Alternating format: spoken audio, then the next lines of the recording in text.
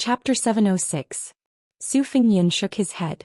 I didn't have time to take care of him at the time. Of course, the main reason was that I didn't believe in my luck, so I missed the opportunity. There are some regrets, but I don't really regret it. I've experienced Zhao Xun's ability as king of Jing'an. He's very good at enduring, but he's still not as good as his father. Without Lu Su, the king of Jing'an's vassal state would definitely have to be guarded by someone with great talent and bold vision. At that time, Bailiang would feel even more uncomfortable. It's better to let Zhao Xun fiddle around there. The vassal state has to enter the capital to meet the emperor every 4 years. If he dares to bring Lu Su along, I'm worried that he'll be poached. At that time, this once-in-a-century civil official vassal state would become the biggest joke. Su Xiao smiled with gratification. You're worthy of being my son, Su Xiao. You're so domineering. Su Fengnian smiled helplessly. Su Xiao laughed. Outside Dunhuang, 1 man and 1 sword guarding the city gate. That's quite domineering. No wonder that girl Sweet Potato is so dead set on you. Su Fengnian stopped when they were still some distance away from the top of the mountain. Together with Su Xiao, he looked at the panoramic view of Liangzhou. Yi Shizhen and Chu Lushan, one in the open and one in the dark, control the Bailiang spy agency. Since Lu Qiu'er became the protector of Bailiang, she has to spit out a piece of meat. I plan to let Qin Shiliang take care of it. As for Yi Shizhen, do you have a suitable candidate in mind? Su Xiao asked softly, why don't you choose Su Beiji? Su Fengnian shook his head. I want him to be wholeheartedly focused on becoming the next administrator. He'll be too distracted if he's involved in the spy agency. Spies are small and meticulous, but the administrator requires big plans. Besides, Su Beiji's health isn't good. I don't want him to follow in my master's footsteps. Su Xiao nodded and gazed off into the distance. As they continued to climb the mountain, Su Xiao said, Wu Qi should have already entered Shu from Beimang and joined Qin Jibao. Su Fengnian said bitterly, this trip to Beimang was very difficult, but I didn't even get to meet this uncle. Su Xiao shook his head and said, maybe you have, but you just don't know. You don't have to think too much about it. The fate between relatives has come to an end. Su Xiao continued, no one's son is born rich and no one's son can't die. My son is no exception. If he wanted to inherit the family business, he had to rely on himself. For the past 20 years I have been waiting for you to grow up, while Qin Jibao has been waiting for you to die. My friendship with old Chen's family ended after he went to Iron Gate Pass and tried to kill you and Zhao Kai. This is also good. No one has wronged anyone. Fengnian, I forced you to travel 3 times. Don't blame me for being cruel. Su Fengnian joked, I know you are holding a grudge. I beat you with a broom so many times. Su Xiao almost laughed until tears came out of his eyes. He coughed a few times and drank some warm wine to calm himself down. Finally, they reached the top of Mount Qingliang. The weather was clear and the view was excellent. Su Xiao's body was slouched and he squinted at the west gate. Among the 6 kings besides father, the king of Yan Zhaobing has the strongest army. When the emperor wanted to make Qin Jibao the king of southern Jiang, he had the intention of keeping Zhaobing in check. The king of Guangling, Zhao Yi, was born of the same mother as the emperor and was highly regarded. The beating on the surface was nothing more than an act for outsiders to see. The left servant of the province, Sun Shiji, was made the Guangling magistrate because he was worried that Zhao Yi's methods would be too extreme and cause criticism. It would be difficult to guarantee that the Liang dynasty would be the 3rd hereditary ruler. The emperor's treatment of these 2 men showed how close he was. The king of Jiaodong, Zhao Sui, because he was in charge of the Tuliao, he inevitably had some friendship with me. Over the years he was dealt with by the emperor and Zhang Julu and Gu Jiantang.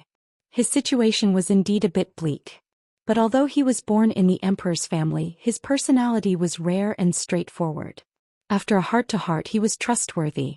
Not to mention the king of Jing'an, Zhao Xun, the king of Huainan of Xiongzhou, Zhao Ying, was originally very similar to the old emperor. It was just that he lacked fate. Moreover, he had to be pure and simple. Among the 5 kings he was the most severely suppressed and did not have any real power. This time the kings will enter the capital as usual. I definitely won't go, but Qin Jibao, who has not been made a king yet, is destined to go. Therefore it will be a big scene of the 6 kings entering the capital. Su Fengnian shook the empty wine pot and asked, the crown prince has not been decided yet? Su Xiao smiled and said, if nothing unexpected happens, the 4th prince, Zhao Zhuan, will be made the crown prince before the other princes are made kings. Who let this kid be favored by Yuan Binshi?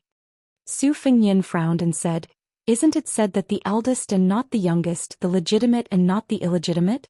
Although Zhao Xuan is the legitimate son, the first prince, Zhao Wu, is the legitimate eldest son. Su Xiao handed the wine pot, which was still half full, to Su Fengnian and said calmly, Zhao Wu's character is unyielding. Now that the world is at peace, what he needs is stability and stability. He does not need a crown prince who is suitable to fight for the throne. Zhao Xuan is different. He has been smooth and slick in dealing with people for many years. He is destined to amaze the world with a single brilliant feat. Another important point is that their mother, Empress Zhao Ji, seems to have secretly instilled in them the idea that one day the older brother will be a general and the younger brother will be emperor. Although Zhao Wu has a bad temper, he has believed in Zhao Ji's words since he was young. He also has a very good relationship with his younger brother, Zhao Xuan. I believe that there will not be too many twists and turns when the crown prince position, which has been empty for more than 10 years, rises to the surface.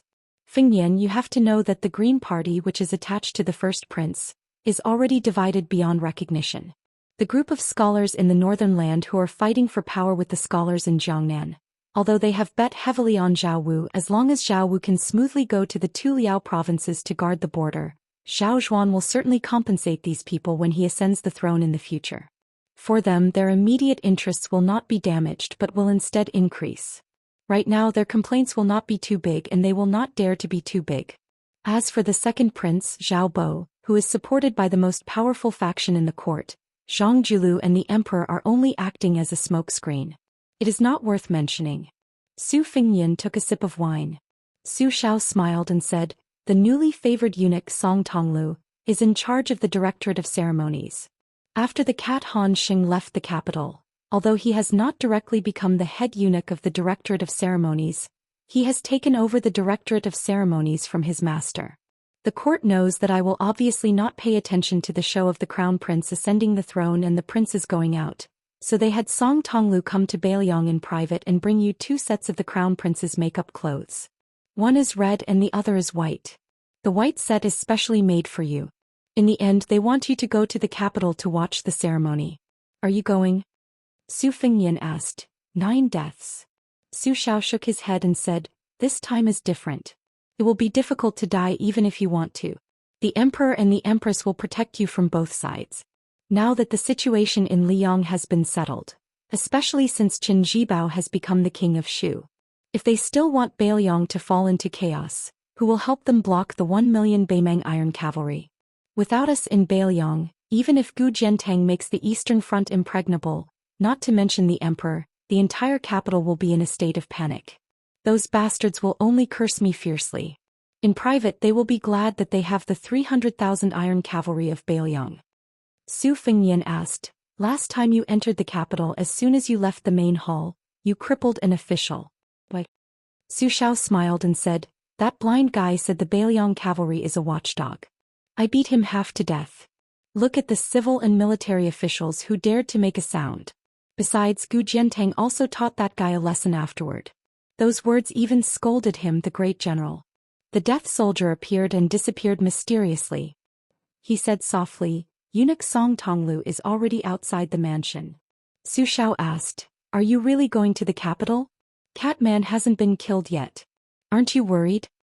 Su Fengnian shook his head and said, I'm waiting for him to come to my door. Su Xiao wanted to say something but hesitated. Su Fengnian suddenly said, I killed Yang Taisui. Do you blame me? Su Xiao said calmly, my old brother died a worthy death. The mastermind of the white clothes case in the capital city was the son of the Zhao family, and the mastermind was the sneaky Yuan Binshi. Han Diaoxi was one of the many masters. As for the celestial state master, it was someone else. Su Xiao said softly, let's go down the mountain. On the way down the mountain, Su Xiao saw Su Fengnian carrying 2 wine pots in his hands. He said with a smile, you want me to carry them? No matter how old you are, you can still put on armor and mount a horse. Carrying 2 wine pots is not a problem. Su Fengnian slowed down and looked at the bluestone under his feet. He said, I'm old but I can't die. Su Xiao sighed softly, I also want to hold a grandson. Chapter 707. The first 2 chapters have been updated with 10,000 words. The third chapter, 6 Kings Enter the Capital, is at around midnight. P.S. Please automatically subscribe to this book. Song Tonglu, who was not even 30 years old, was the head eunuch of the Imperial Eunuch Bureau, the personal attendant of the emperor who was favored by the empress and had a secret edict. He could only take a few disguised eunuchs and quietly enter through the side door of Bailiang Palace. When he saw Su Xiao at the entrance of the main hall, he didn't dare to look at him. He had the palace guard stay outside the door and quickly stepped over the threshold alone. With a plop, he knelt down solidly. His forehead left a bright red mark as he said in a muffled voice, "Song Tonglu of the Imperial Eunuch Bureau greets the King of Bailiang and His Royal Highness." Su Xiao and Su Fengyan didn't sit down, but they also didn't move to greet this eunuch who already held great power. Su Xiao smiled lightly and said, "Song Diao Temple, rise and announce the edict." The titles of Diao Temple and eunuch were not titles that ordinary eunuchs could use. In the imperial palace of Graydon City, there were only a handful of them. Other than Han Xianxia, who had been at the top for many years, Song Tonglu's master, the head of the Imperial Eunuch Bureau, who was only second to the Ceremony Bureau, was one of them. Song Tonglu had been personally bestowed the surname by the emperor and now had a chance to reach the top. It could be said that the student had surpassed the master. The entire court was dumbfounded.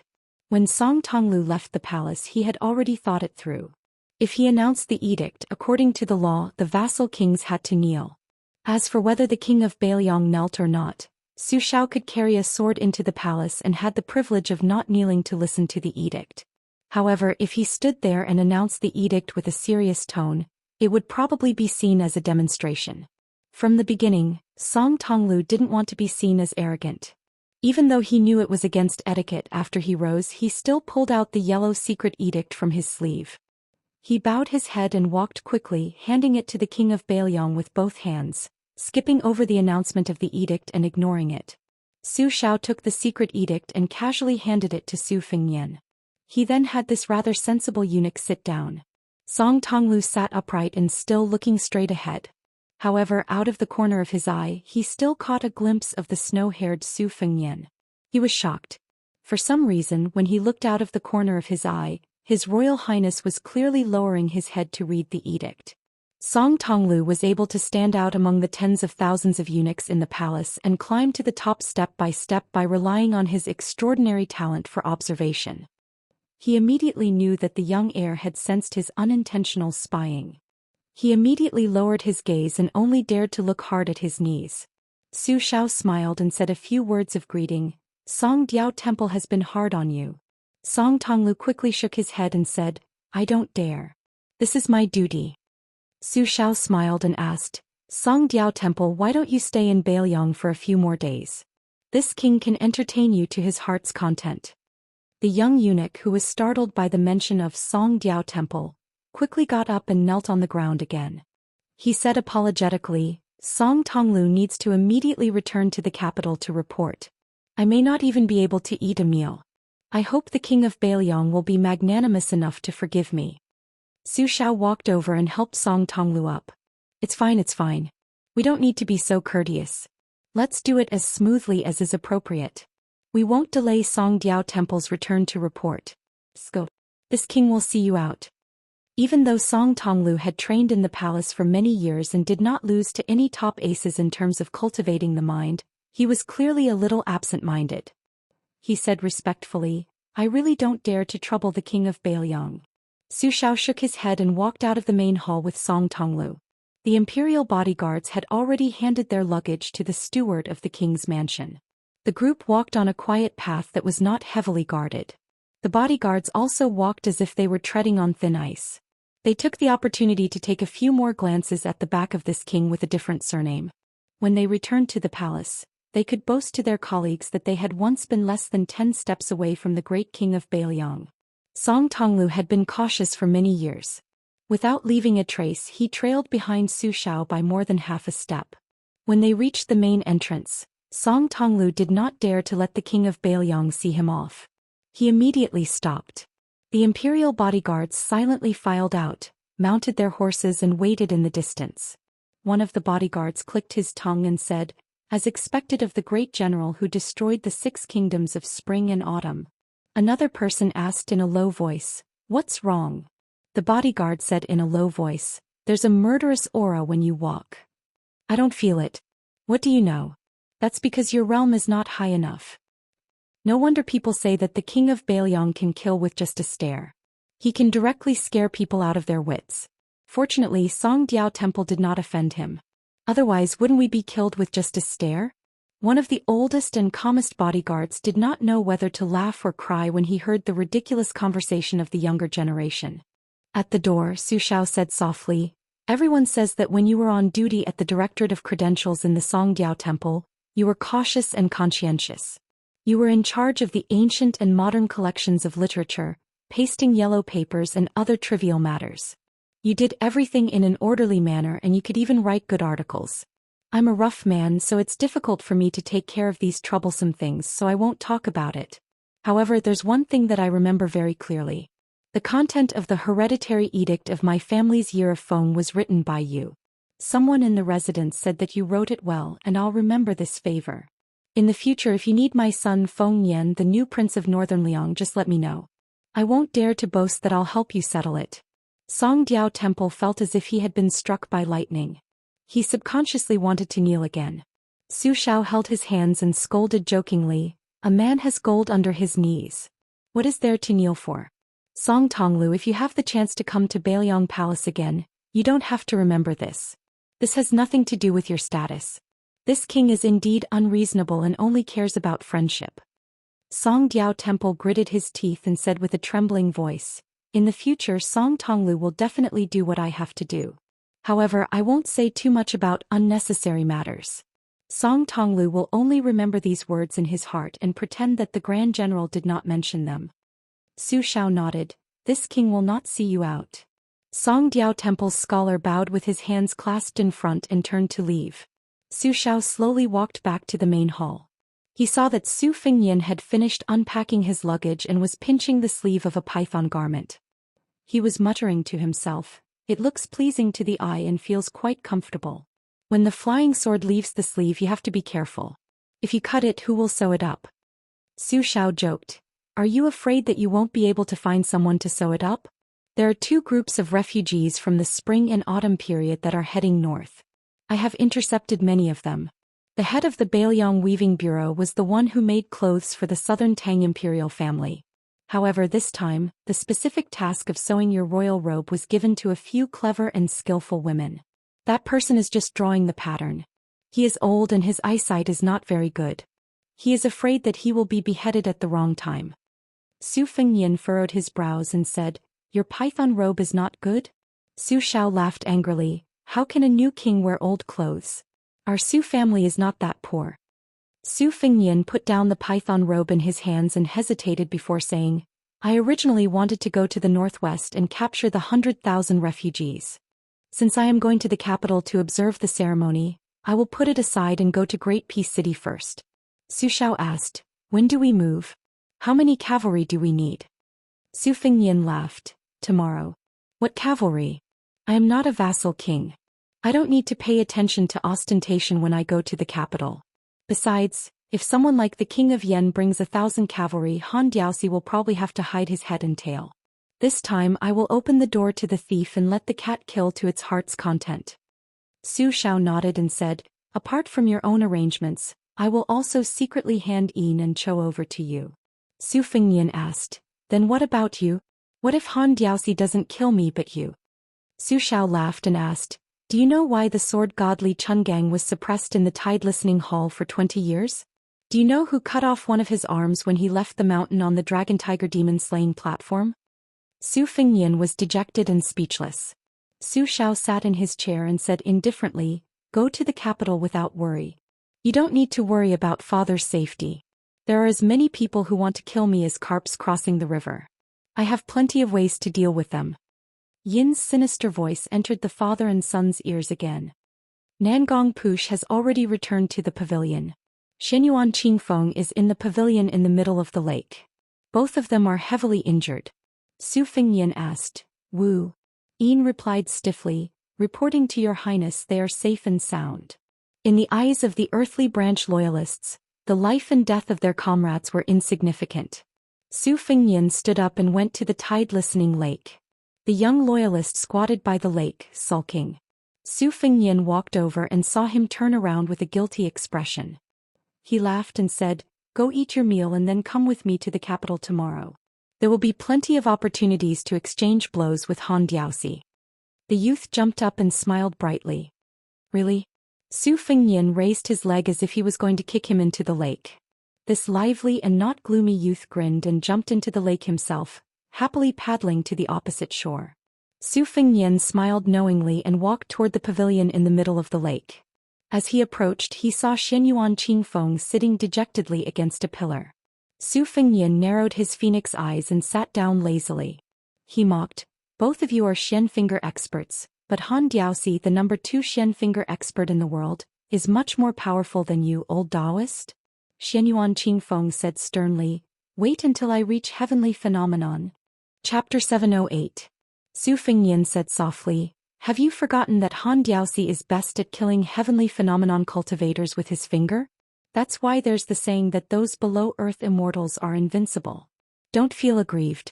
When it comes to martial arts realms, comparisons are odious. There will always be a higher mountain.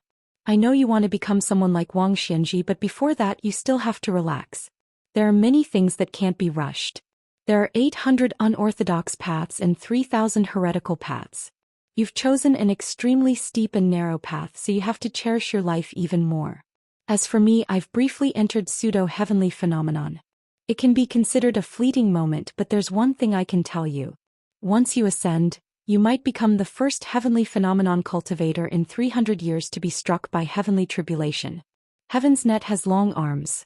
You won't be able to escape." Xianyuan Qingfeng's face instantly paled. Su Fengnian stood up. "Come with me. Since you've given me your proof, I can do a big business with you without worry. What I'm giving you is priceless. Even if you give yourself to me, I don't think you'll lose out." For the first time, Xianyuan Qingfeng didn't retort. She quietly followed behind Su Fengnian. It seemed that her failure to encircle and annihilate Han Diaosi had caused her arrogant and lawless character to settle down. Su Fengnian pushed open the door and entered the tide-listening pavilion. He brought Xianyuan Qingfeng directly to the 8th floor. The red robe appeared in the corridor, displaying Xidagarba's compassion. Su Fengnian smiled. "Don't force yourself and enter. You'll lose your cultivation for nothing." The door opened and closed. Xianyuan Qingfeng saw an unforgettable scene. 9 imperial jade seals of different sizes. They hovered in the air. They hovered in the same position as the 9 kingdoms of spring and autumn. Su Fengnian stood still with his hands clasped behind his back. Calmly he said, "Later Sui, West Chu, Southern Tang, Western Shu, Northern Han and Great Wei." After the fall of these 6 countries, the names of the countries recorded in the history books were all destroyed by Su Shao. In order to commend Su Shao for his military exploits, the Liang imperial court bestowed 5 imperial jade seals to the Su family except for the missing West Chu emperor's seal. Back then, De Chu was regarded as the orthodox of the Central Plains largely because it had been passed down from the Emperor Qin's seal of destiny. Later on it was separated by the spring and autumn period. Various countries had copied it or simply reprinted it. There were all kinds of names for it, such as seal and treasure. Of the 9 pieces you see, 3 of them are imitations made to make up the number 9. The tide-listening pavilion has 9 floors for a reason. I know what you want to ask. Since the imperial court only bestowed 5 and imitated 3, where did the last one come from? We're in the same boat, so there's no harm in telling you. Bailiang Palace secretly hid the little princess who carried West Chu's fate. Do you see that smallest imperial jade seal? It's only 4 inches wide, but it's the genuine yellow emperor's Yang seal of the Great Qin. As for the Yin seal, I've entered Emperor Qin's mausoleum in Beimeng. However, that person wanted to keep it for himself and was only willing to show me the tip of the iceberg. I only wanted to save my life and escape, so I didn't have time to look into it. My younger brother, Huang Manor, won't be able to enter heavenly phenomenon for the rest of his life. Hong Shixiang abducted my older sister, and in order to return the favor he severed the fate of the 5 nations.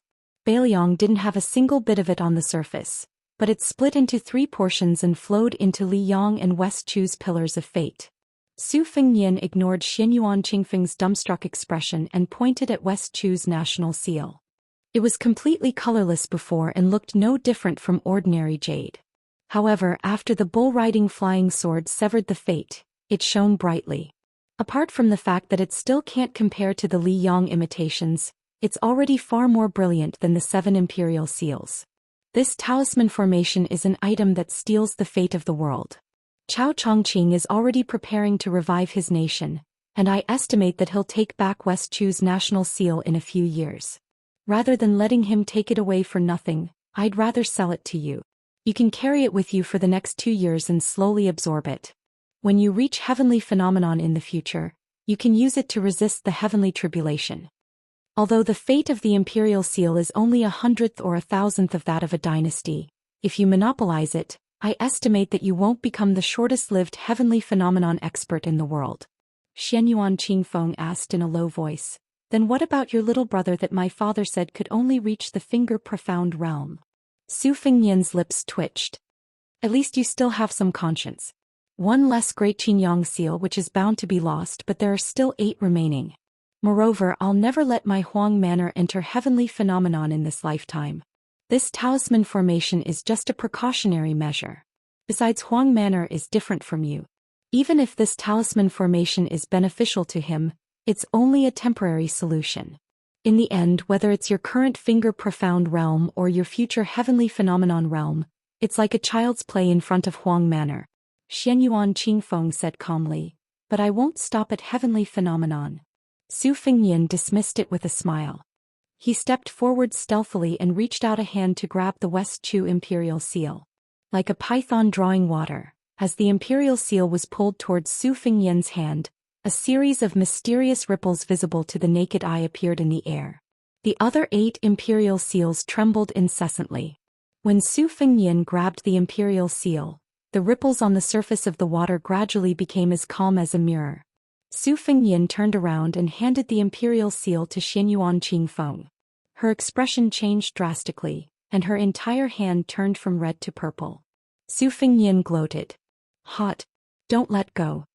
Xianyuan Qingfeng endured the stabbing pain in her heart and said angrily, why doesn't it feel strange in your hand?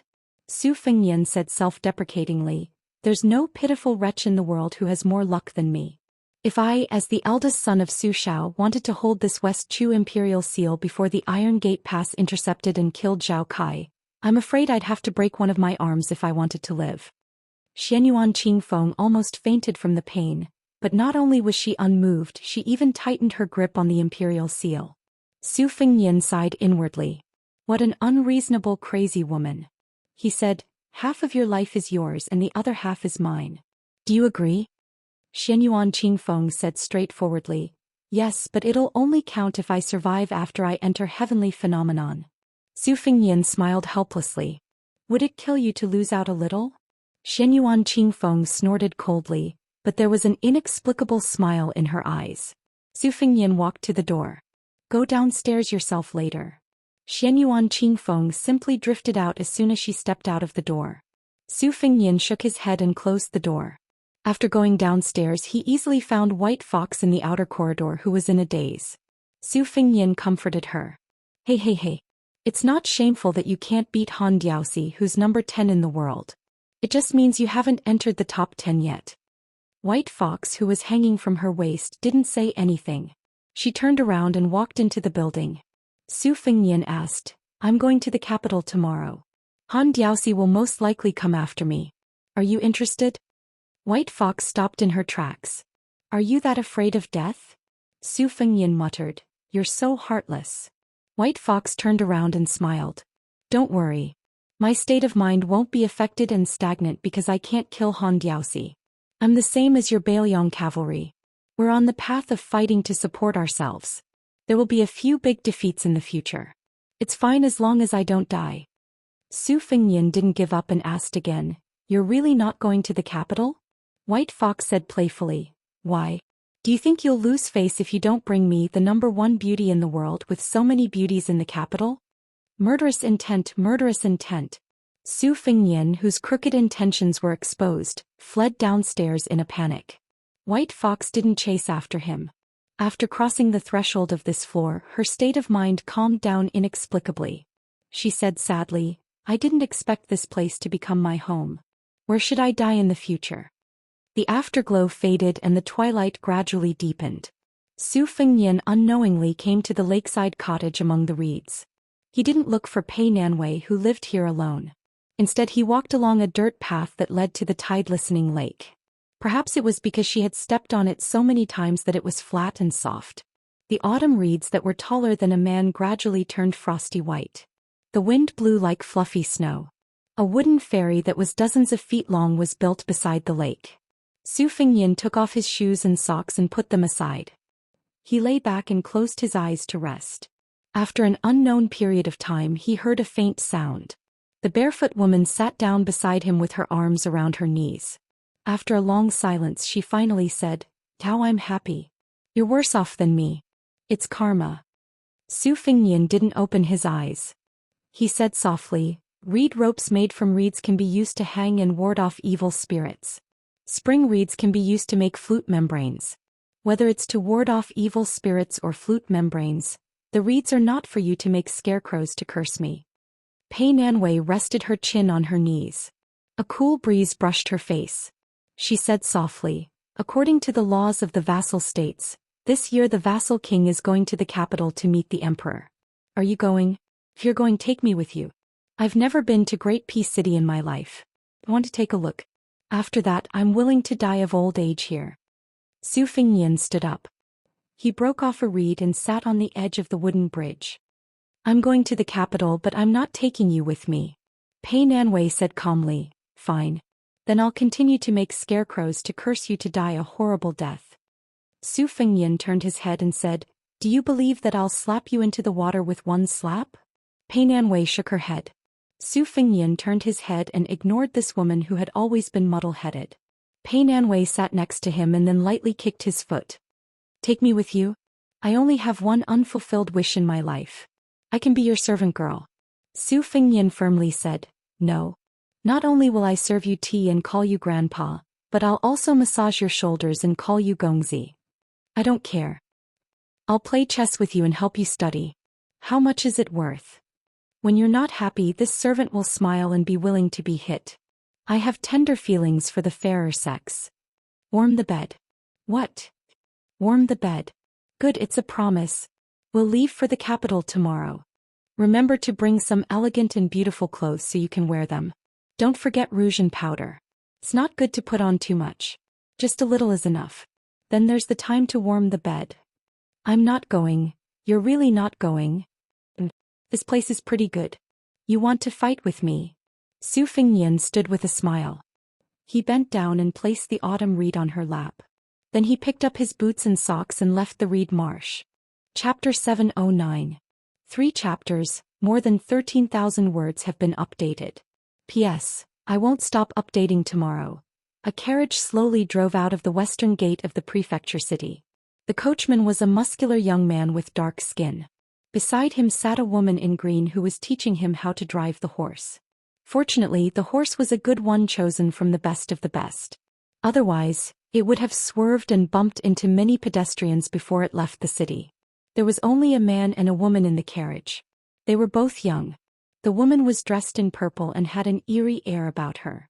The young man had white hair and a white python robe. Perhaps it was because of his identity, but he was much more imposing than the woman. This was the only python robe in the entire Liang dynasty. If one didn't look closely, it was no different from a rich white robe made of silk. But if one looked closely, it was extremely exquisite. The 9 pythons spat out pearls, vivid and lifelike. Su Fengnian simply went to Greaton City. It was better than the first time he went out, but much worse than the second time he went out with 100 riders. Princess Jing and Pei Nanwei didn't have the face to show up. She couldn't go to the capital to take a look. She would probably have to kill a few more people to vent her anger. Fortunately, there was a large patch of reeds in the middle of chaos and there was no lack of reeds throughout the year. Su Fengnian went to the capital for the first time in his life. He brought 2 famous inkstones. Baiba City had already given them to Qin Shiliang, so of course they weren't included. One of them was unique to Liangzhou. It was a frozen iron inkstone that was fished out from the bottom of the river.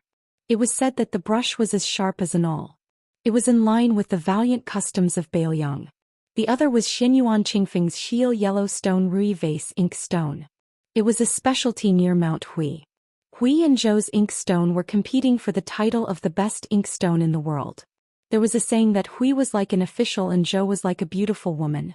Su Fengnian took advantage of the opportunity and said, "You and Hui are close to each other. Give some to me later, the more the better." The scholars of Baoyang liked this kind of thing. They were very willing to spend a lot of money for this. In Baoyang, other than salt and iron, we don't have any other means to make a profit. If you give me those secret manuals, I can't just set up a stall and sell each book for a few thousand taels of silver. It's much simpler to sell famous ink stones, and it's also more elegant. Moreover, in the future, Baoyang's civil officials will become more powerful. If you send the ancient ink stone over, you can even give it away. Every penny I can help Su Shao save is a penny. Xianyuan Qingfeng sneered. Are you still His Royal Highness who spent money like water in brothels? I heard that even if you bump into a ranger, they'll chase after you and give you money. Su Fengnian smiled calmly and said, "You don't know how expensive food is until you're in charge of the household. Besides, you can do whatever you want. After all, there are many things that you can't do as you wish. It's not only you Jianghu people who have no choice." Xianyuan Qingfeng stared at him for a long time. Su Fengnian acted as if he didn't see it. He continued, "Think about whether there are any side doors that can bring Baoyang rolling in wealth. The biggest pishio in the world is the military. Baoyang cavalry has 300,000 men. To outsiders, it's a miracle that they haven't lost any men after so many years and can still fight. However, I'm not going to tell you about the hardships involved. You're a rich young lady who's been holding a bag of gold bullets and birds since you were young. You won't understand even if I tell you." Xianyuan Qingfeng sneered. "Isn't it also not easy for me to be in charge of Mount Hui?" Su Fengnian said sarcastically, "In any case, you only want to raise your cultivation level. You don't care about the Xianyuan family at all. How can you call your method of being in charge of a household that drains the pond to catch fish? You spendthrift woman, you might as well just break the pot." Xianyuan Qingfeng faintly looked angry. Su Fengnian waved his hand and said, "There's no point in chatting with me. Think about serious matters. I'm not joking about making money." Xianyuan Qingfeng sneered but didn't say anything. After a while, Su Fengnian frowned and asked, "You farted?" Xianyuan Qingfeng was furious, and his killing intent overflowed and filled the entire carriage. Su Fengnian held his belly and laughed. "I'm just teasing you. It's very fun." Xianyuan Qingfeng restrained his killing intent and said stiffly, "I should have killed you in the lantern market back then and ended everything." Su Fengnian rested his chin on one hand and stared at this woman who had become friends after a fight. His smile was intoxicating. Xianyuan Qingfeng turned her head away and meditated quietly. Her uncommon martial path seemed like a shortcut, but it was actually a complicated path. One had to know that her memory wasn't inferior to Su Fengnian's. She had browsed through the books in the Great Bulgang Library since she was young. She also had Xianyuan Jingqing, who had entered the Saint Realm earlier than Chao Chongqing, left behind detailed insights. When it came to opportunities, everyone had their own fortune. Wooden Sword Wen Hua was like this when he met Huang Sanjia, and so was Yuan Tingshan, who became more courageous with every setback. As for those peak figures who had been famous for a long time, there was no exception. Su Fengnian suddenly said, "If you happen to fancy a suitable man one day, remember to invite me to your wedding." Xianyuan Qingfeng sneered and said, "One more thing and I'll pull out your thing and let you become a eunuch in the palace." Su Fengnian rolled his eyes and said, "With your morals, don't even think about getting married in this lifetime." 8,000 elite cavalry headed north from the southern border of the dynasty. Chapter 710. In the middle of the cavalry there was a luxurious carriage. Purple smoke rose from the incense burner in the carriage. A middle-aged elegant man with a red sandalwood flower hairpin in his hair was gently patting the refreshing fragrance of the dragon's saliva. He looked at the smoke swirling around his palm and enjoyed it. Occasionally he would write in the air and murmur to himself. Logically speaking, there were 1,000 king's cavalrymen outside the carriage. He should be the king of Yanji Zhaobing since he occupied the carriage alone. Hearing a rider knocking on the outer wall of the carriage for more than 10 times, the scholar-like handsome man lazily lifted the curtain. The strong man outside was dressed in casual clothes. He smiled and asked, Nalan, are you sure you don't want to try riding a horse? Seeing that the king of Yanji was about to put down the curtain, the rough-looking rider said helplessly, Okay, I'll call you Yusi, okay? You really need to exercise your body. It's always right. The scholar smiled and said, There are many ways to maintain one's health. There are hundreds of ways to maintain one's health. The rider felt a headache. I'm afraid of you. You sit in your carriage and I ride my horse. Well, water doesn't interfere with river water. The scholar smiled and said, Come up and sit. I'm just in the mood. I'll read the Yin Fu Jing for you. The rider pretended to be angry. Are you the king of Yanji or am I the king of Yanji? The scholar still smiled faintly. There are 10 accidents in the world. When people see that there is nothing in front of them, they are relieved. If you want to get on the carriage, I'll tell you about the accidents of this trip to the capital. The rider snorted coldly. This time I won't fulfill your wish. The gentleman who was called Nalan and then changed to Yusi smiled and put down the curtain. The rider sighed heavily and obediently got on the carriage. The rider king of Yanji Zhaobing. The scholar was the dynasty's most famous strategist, Nalan Uci. King of Guangling Zhao Yi took 800 cavalry to the north of the capital. Before leaving, he made a special trip to say goodbye to the administrator, Sun Shiji. As a result, he was given a big cold shoulder. There were more than 10 carriages in this cavalry group, and the 2 largest carriages belonged to the vassal prince, Zhao Yi's son Zhao Yuang, whose weight added up to 700 caddies of meat. The road that had long since been cleared of passers-by was spacious and quiet. The carriages traveled side by side. Crown Prince Zhao Yuang, who was as fat as a pig, pulled open the curtain and shouted, Father, isn't that old son too arrogant? Not even giving you face. Are you trying to rebel? Inside the carriage, Prince Guangling was like a small mountain. The 2 beautiful maids could only sit on his thighs. Zhao Yi threw a glance at one of the beauties. She smiled charmingly and lifted the curtain. Only then did Zhao Yi say lazily, Power, thank you for your auspicious words. It would be better if the Grand Preceptor rebelled. The chief strategist of the spring snow building rolled his eyes. Beside him was a famous general of the dynasty, Lu Xing, who was riding a red horse, looking majestic and heroic. The 2 formed a sharp contrast. The strategist with 2 tufts of goatee lifted his sore buttocks and rode closer to Lu Xing, who would be the 9th general after entering the capital. He asked softly, If Sun Shiji really flirts with Cao Chongqing and is determined to restore the country, when the time comes, Beimang will coordinate from the inside and outside. Not to mention that General Gu will have no time to care about the northern front. The troops stationed in the capital will also not dare to easily go south to help. Our king of Yen in the south will be happy to sit on the mountain and watch the tigers fight. The people of West Chu who wanted to rebel were like wildfire that could not be burned away by the spring wind. Our Guangling Dao without you, General Lu, is really a house full of misfortunes, but when it rains, it pours. The Liang dynasty had a total of 8 generals. Beiliang had the vassal king Su Shao and the protector general Chen Zhibao. In the imperial court, there was the minister of war Gu Jiantang and the old general Gongsun Yonghua who had dominated the Liangliao Pass all his life. The other 4 were also old generals who had outstanding military achievements in the spring and autumn period. However, these 4 mostly retired and returned to their fields. Only one of them entered the Ministry of Revenue, which had nothing to do with them. Lu Xingxiang was about to leave the Guangling Dao and be promoted to Assistant Minister of the Ministry of War. He would be on the same level as the Tongxi Sword Immortal of the Lu family in Gangnam-do. During the spring and autumn period, there were many exciting battles, such as the battle at the Imperial Concubine's Grave, the bitter battle at the Western Wall, the 10-year-long battle at Xiangfan City, and General Gu Jiantang's invasion of Xiongzhou.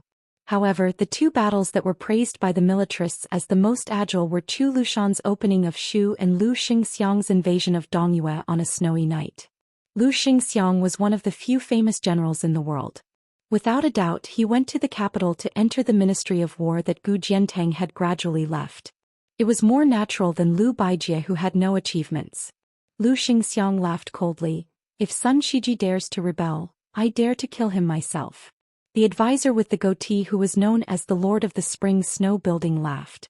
The king of Jiaodong, Zhao Sui, led 500 cavalrymen down south. He was the only vassal king who went down south to meet the emperor. Zhao Sui's face was dry and solemn. He sat in a simple carriage and was deeply worried. His son Zhao Yi blended into the cavalryman and was exactly the same as the ordinary cavalryman. Because of his good relationship with Su Xiao in the early years, he had been troubled by him for so many years. That year he fell into a trap set up by the capital. More than 30 of his elite subordinates were demoted or sent away. People's hearts were shaken and their vitality was greatly damaged. They had not recovered yet. Zhao Sui put down a military book in his hand and smiled bitterly. Lame Su will definitely not be willing to come. I don't know if the notorious nephew has the courage. 300 cavalrymen set off from Xiangfan city. It was the same as the relationship between the king of Yan and Nalin Yusi. The one who rode the carriage was not the king of Jing in Zhao Sun but the blind advisor. Zhao Sun felt refreshed. With Lu Su's strategy, the Song family, which was supposed to dominate the literary world for 3 generations, collapsed like a paper tiger. This old man Song vomited blood on the sickbed and died of anger. The king of Huainan, Zhao Ying, who was recognized as the most cowardly person in the dynasty, only brought a few dozen cavalrymen to the capital. He was drunk in the carriage. Looking at the many jars of wine at his feet, he was probably drunk more than sober. When he was sleeping, a lone cavalryman brushed past his pitiful cavalryman. It was the white clothes plum wine of Shishu. Chapter 7:11. When Hua, who was still carrying a wooden sword, felt aggrieved the entire way. With great difficulty he finally managed to escape from northern Mang to Liang's borders. Originally he wanted to make a trip to northern Liang first and present the entire set of erotic paintings that he had painstakingly bought to little Nian. In the end, old man Huang refused, saying that he wanted to send him on his way. When Hua was so angry that he was about to die, the penniless wanderer immediately prepared to walk to northern Liang, but he never thought that old man Huang would threaten him that he would not be able to meet him in the capital after he left. Even after when Hua let loose a torrent of abuse, he still insisted on going to northern Liang. For the first time ever, old man Huang softened his tone, saying that they would meet sooner or later, and that they might even meet in the capital. Only then did old man Huang give up on Wen Hua's idea. The two of them bought a worn-out carriage. Wen Hua, on the other hand, was already very content with his life. However, after traveling for a few li, he urged old man Huang not to ride a carriage. They were both people of the Jianghu who had practiced martial arts, so they needed to train and temper their bodies. Thus the two of them might as well ride a horse. How could old man Huang not know that this brat wanted to ride a horse alone to show off his wealth, so that he could show off his meager prestige? In truth, he did not agree at first, but later on he could not stand Wen Hua's nagging and had no choice but to fork out money to buy him a mule. Even until now, the wanderer, who was so useless that he only had a wooden sword, did not pay attention to particular things. Riding a mule like a fine horse, he was still very proud of himself. With the mule under his buttocks, Wen Hua, who has the world in his hands, asked with a mischievous grin, "When we arrive at the capital, who should I find to compete with? Let me say this first, when I fought in the arena to steal a bride and was beaten down, Xianxia would carry me away. When the time comes, don't leave me to die." Old man Huang, who was driving the horse, said indifferently, "Dongyue sword pools by Jiang Shan." Wen Hua gasped and laughed mischievously. "Dongyue sword pool? I've heard that they're extremely powerful. Can you change to another one? It's not that I'm afraid of them, but when experts exchange blows, they should at least let me warm up first, right?" Old man Huang sneered. "Sure, Qi Jiajia." Wen Hua asked cautiously, "What do you do? Among the 18 martial arts, which one do you practice?" Old man Huang said unhappily, "The #1 swordsman in the capital." Wen Hua smiled apologetically. "Old man Huang, didn't I ask you to find an expert who's slightly inferior? His reputation is so great it's not suitable." Old man Huang asked, "Find someone with a smaller reputation?" Wen Hua shamelessly nodded with all his might. "Let's do it slowly, step by step. You won't become a fatty in one bite, right?" Old man Huang nodded. "Then find a woman called Hua, the maid of a swordsman. Is that okay?" Wen Hua really did not have the face to say no. After pondering for a while, he felt that a maid could not be that fierce. He patted his chest and said heroically, "Sure, why not? If you're a man, you can't say no." Old man Huang glanced at him. Wen Hua was enraged. He said angrily, "I'm just a fledgling who hasn't tasted meat, so what? Why don't you find me a woman with a thin waist, a bun and a big butt?" Old man Huang said calmly, "Okay, I'll find you one." When Hua asked probingly, "You're not bluffing me? Don't paint a picture on paper. At that time I'll hate you for the rest of my life." Old man Huang simply couldn't be bothered to speak. When Hua was amused for a moment and then he asked with slight melancholy, "Old man Huang, what realm am I at exactly? You only taught me 2 moves and I started practicing the sword late. Can I really defeat others? Tell me if I'm at the 3rd rank or not." Old man Huang chuckled. 3rd rank. When Hua heard the word chuckle, he instantly shuddered. Besides feeling lingering fear, he slightly missed the young woman who was unable to leave the small tea house for some unknown reason. Her temper was slightly bad but she didn't speak much. For a woman this was not easy. When Hua didn't think too much about her and he asked carefully, "Then you should at least be at the 4th rank, right?" Old man Huang said impatiently, "Why do you care about all this? If you encounter an enemy just strike once. If the first strike doesn't work, strike a second strike. If you can't beat them then scram." When Hua made a habitual action of touching his crotch and he sighed. "Motherfucker, I chatted with little Nian for half a day before I came up with a few domineering titles like the #1 sword in the Central Plains. Looks like when the time comes, even if I become famous in the capital, I'll definitely be called Two Swordsman." Old man Huang smiled and asked, "Two Swordsman doesn't sound good? Then how about Two Swordsman? Two Swordsman is fine too." When Hua fumed with anger and cursed, "Two Swordsman, Hua your ass." Old man Huang sighed. 2 strikes aren't enough? There are many. If Li Chungang hadn't been delayed by the 2-sleeved azure snake all those years ago, he would have entered the great realm of sword immortals that open the gates of heaven with a single strike. How would he have been in such a miserable state later on? Now that Dong Tai has headed to the Eastern Sea, isn't it because he wants to return 10,000 swords to one? When Hua was displeased when he heard this. "Old man Huang, it's really unkind of you to point fingers at these 2 old and new sword gods like this." The old man smiled lightheartedly and paid no attention to him. He glanced at the carefree wanderer who was new to the world. 2 strikes to 1 strike, that's the difference between heaven and man. Kid, can you really pass that hurdle I've set up for you? When the time comes, will you choose to be a sword immortal of the land, or will you choose to be a pipe dream? The late Emperor Li Yong had once said that all outstanding talents would enter his trap. Chapter 7:12. Outside the east wall of the palace, the area where the 6 ministries and other government offices were located was known by the people of the capital as Zhao family's garden. Every morning and evening the officials of the capital would enter and leave the government offices, and the carriages and horses would carry carps big and small that had jumped through 1 or more dragon gates. The fact that the Hanlin Academy could occupy an area in Zhao family's garden, where even 1,000 gold couldn't buy an inch of land, and had connections between the 6 ministries, showed how noble and extraordinary the Huang men were. The Grand Secretary Zhang Julu came from this place, and had been unknown for a whole 20 years before he gained the upper hand. This made the 40 or so Huang men very confident. Moreover, Jean Lanting came from this place which had produced many famous officials, and became a close official of the emperor, which made people envious. Unfortunately, not everyone could enter this place. However, most of the Huang men could survive for a few years and enter the 6 ministries to take up important positions. There were also some who sat here for decades and didn't make any progress. Of course, they were knowledgeable, but they didn't have the ability to exchange their reputation for a real official rank and real money. At most, they secretly earned some money.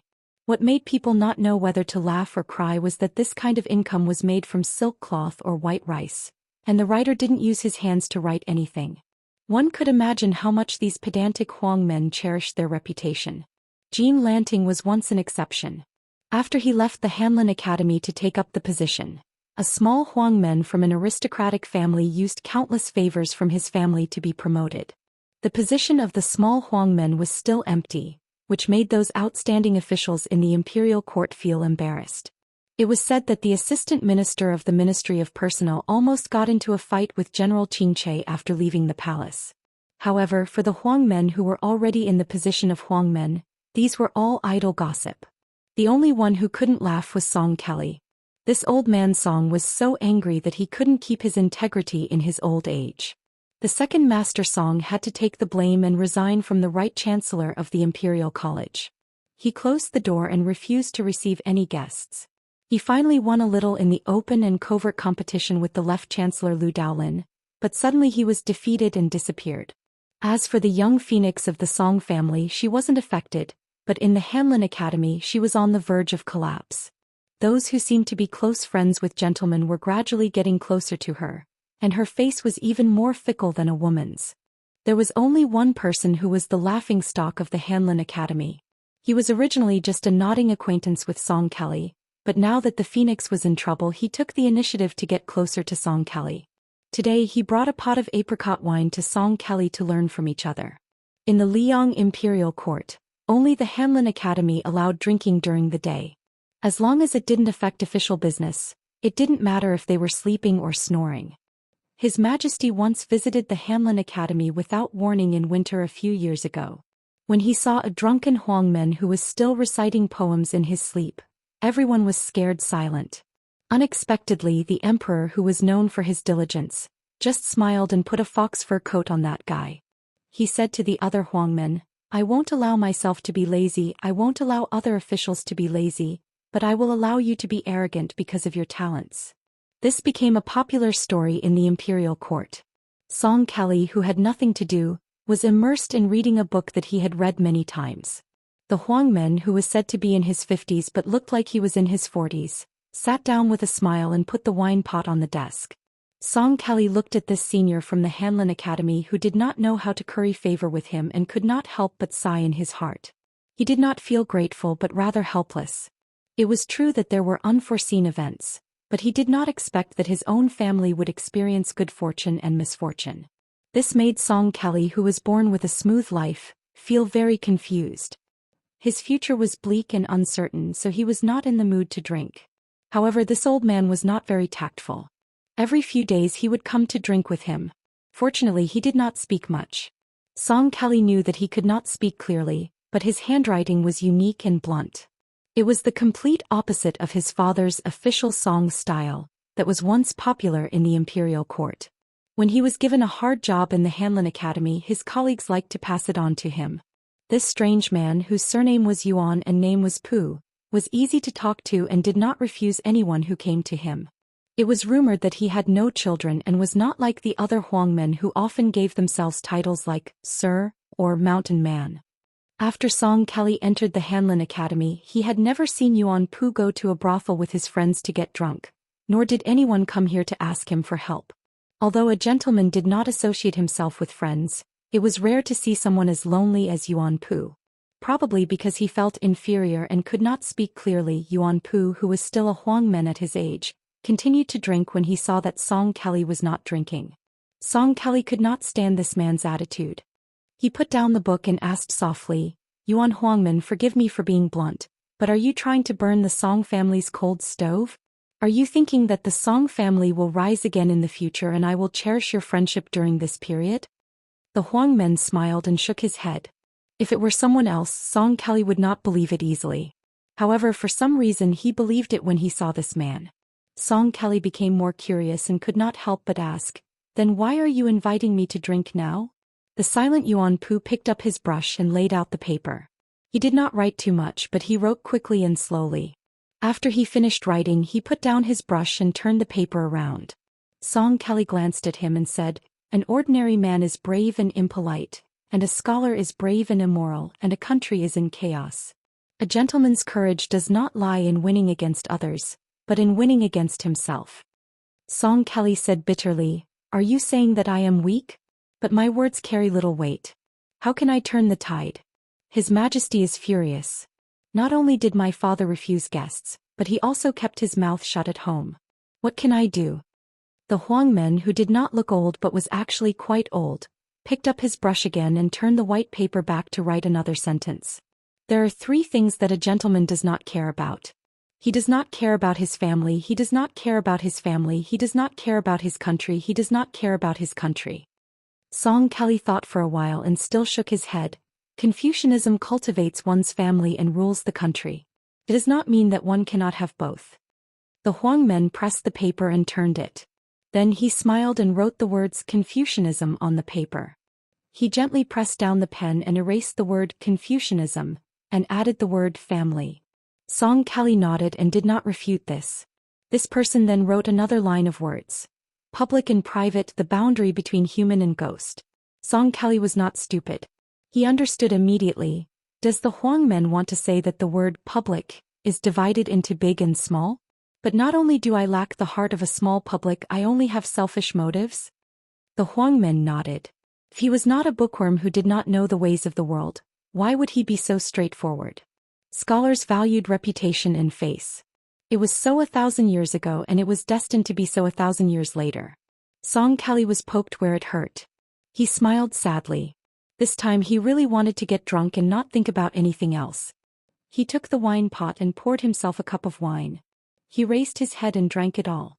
The Huangmen patiently wrote a sentence. The human heart is cold, it is not the fault of the world.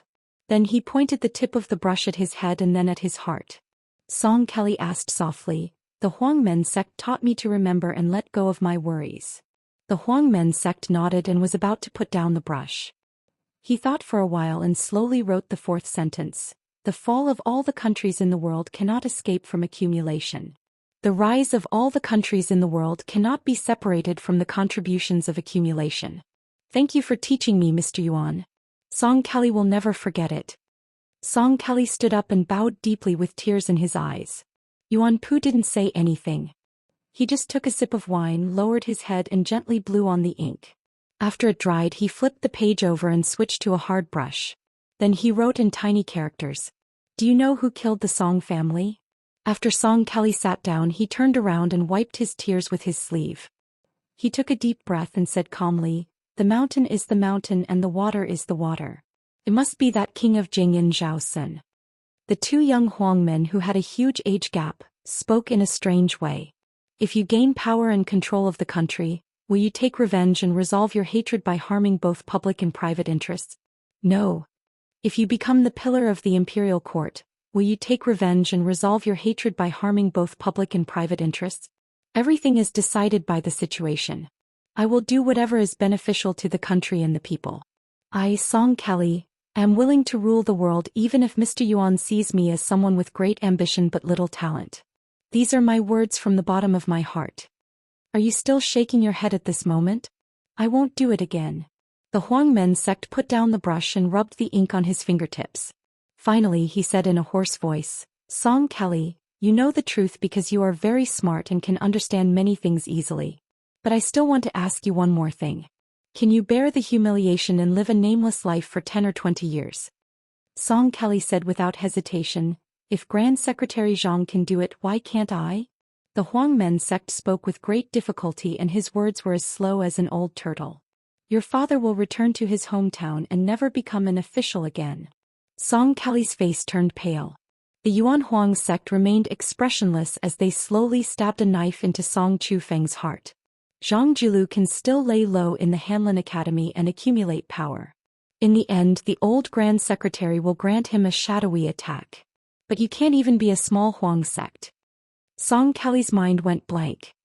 He knew that there was only a slight possibility of such a tragedy and that the Huangmen sect member in front of him could not make it come true. But in his ears, it was like thunder rolling in the sky. The Huangmen sect stood up and said sarcastically, which scholar doesn't know how to write a few beautiful essays? Who doesn't understand a few great principles? Who doesn't claim to be unrecognized? You Song Kali should get out of the Hanlin Academy.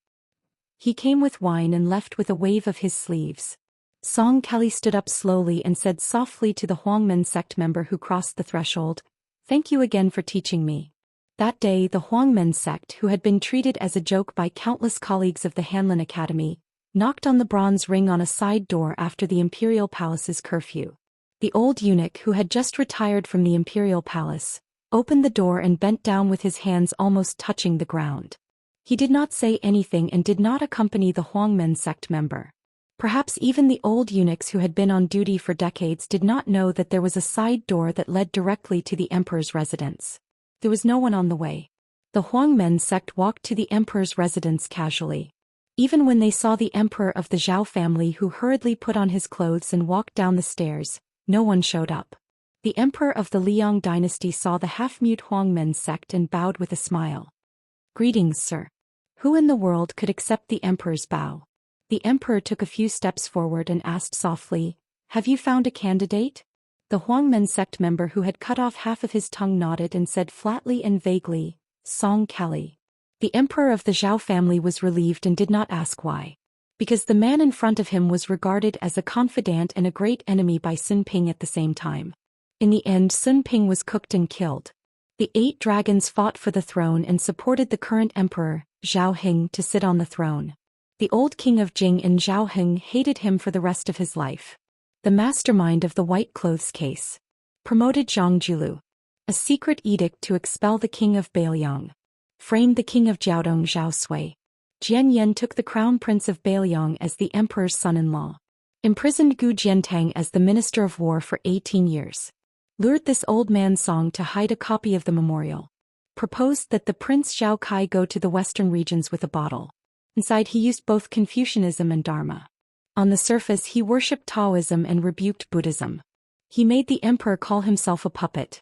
The emperor of Bailiang, Li Yishan, placed 67 pieces. Only Yuan Binshi. Chapter 7:13.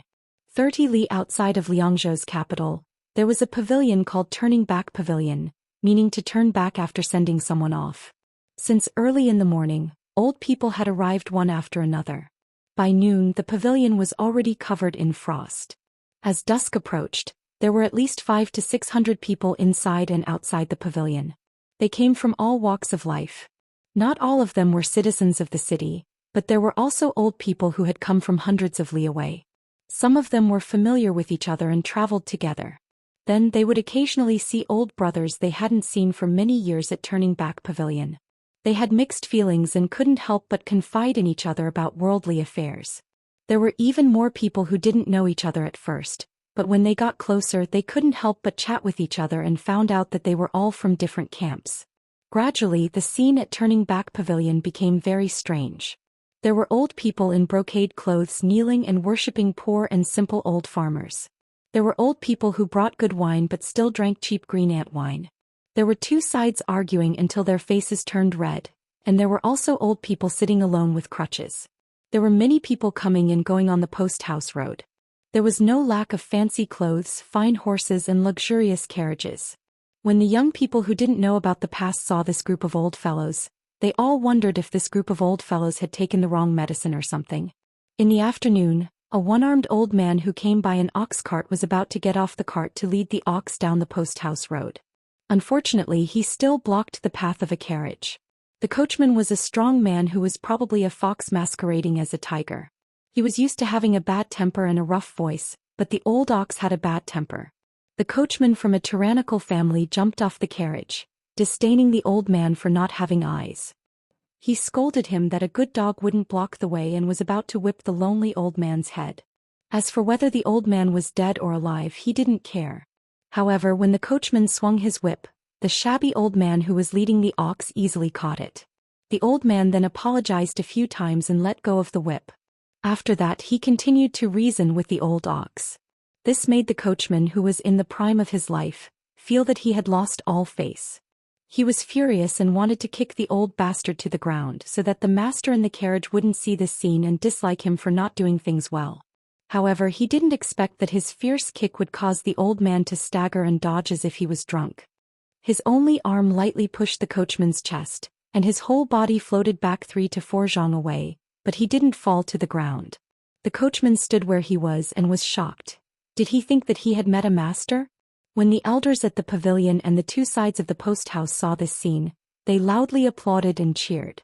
With the coachman being thwarted, the 5 or 6 retainers at the back of the carriage could not bear to watch any longer.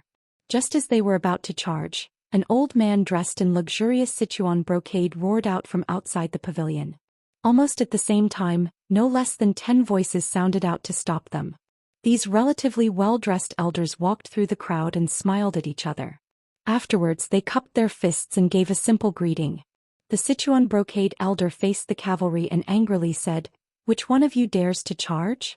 A fat, big-eared rich merchant walked down from the luxurious carriage. Seeing the Sichuan brocade elder, he was so scared that his liver and guts were about to burst. He ordered the lackeys to retreat and gave the coachman a heavy slap. Only then did he kneel and say with a trembling voice, Subordinate Song Long greets Yuzhou General. The Sichuan brocade elder said expressionlessly, "You know Laozi, but Laozi doesn't know you. Who do you think you are?" Scram. Song Long was a 6th-rank civil official in Liangzhou. He had once seen this General Zhou at a banquet at the end of the table. Although Elder Zhou had just retired from the prestigious position of Yuzhou General, he still had countless disciples. Even great generals like Zhong Hongwu and Yan Wenwan had to be courteous when they saw this person.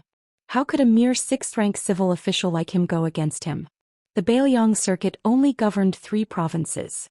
Other than the 1st-rank generals in the border army that guarded the border, the generals of Liangzhou, Yuzhou and Lingzhou held great authority. Liangzhou was adjacent to Beimang and was far from being comparable to the Lingzhou general. The title of general of the 3 provinces was not just a general without a tiger tally. Even if Song Long was given 10 times the courage of a bear, he would not dare to provoke Elder Zhou. A tall old man walked out at the same time as the former Yuzhou general Zhou Kong. Compared to Zhou Kong, he was slightly younger and more robust. Looking at the one-armed old man who came on the ox cart, his eyes filled with tears. He immediately knelt on the road and sobbed, "Lotus Seed Camp's old soldier Yuan Nanting greets General Lin." Song Long, who was just thinking about how to appease Elder General Zhou, felt his heart tremble when he heard this. Yuan Nanting, the White Feather Cavalry, the #1 archer in the Beiliang army, had been split into 3. After one of the Beiliang's 4 fangs, Wei Fuqing, rushed to Western Shu, General Yuan Nanting monopolized 2 of them. He truly held great power in his hands. But that was not all. Who was this General Lin that could make a 4th-rank general Yuan Nanting kneel? Song Long, who had been struck by this unexpected disaster, even had the thought of dying. At this moment he couldn't care less about Elder General Zhou's military order, to get lost. He also knelt down and kowtowed with all his might. He didn't care which great bodhisattva in the Beiliang army General Lin was. He only cared about burning incense and kowtowing. Zhou Kong had held the position of Yuzhou general for more than 10 years. Naturally, he recognized Yuan Nanting, who held the #1 archer in the Beiliang army, the #1 archer in the White Feather Cavalry, but they weren't very close. The Beiliang army's invincible iron cavalry was formed in the 2 Liao provinces. Later, when they went south, they became braver and braver as they fought in the War of Spring and Autumn. They continued to grow stronger and stronger, which made their composition extremely complicated. Zhou Kong and Yuan Nanting came from different factions. However, when Yuan Nanting knelt down and called him General Lin, Zhou Kong immediately knew who the one-armed old man who was more than 10 years older than him was. He was the first leader of the Lotus Seed Camp, the 18th headquarters, Lin Dofeng. In order to save the great general, one of his arms was chopped off.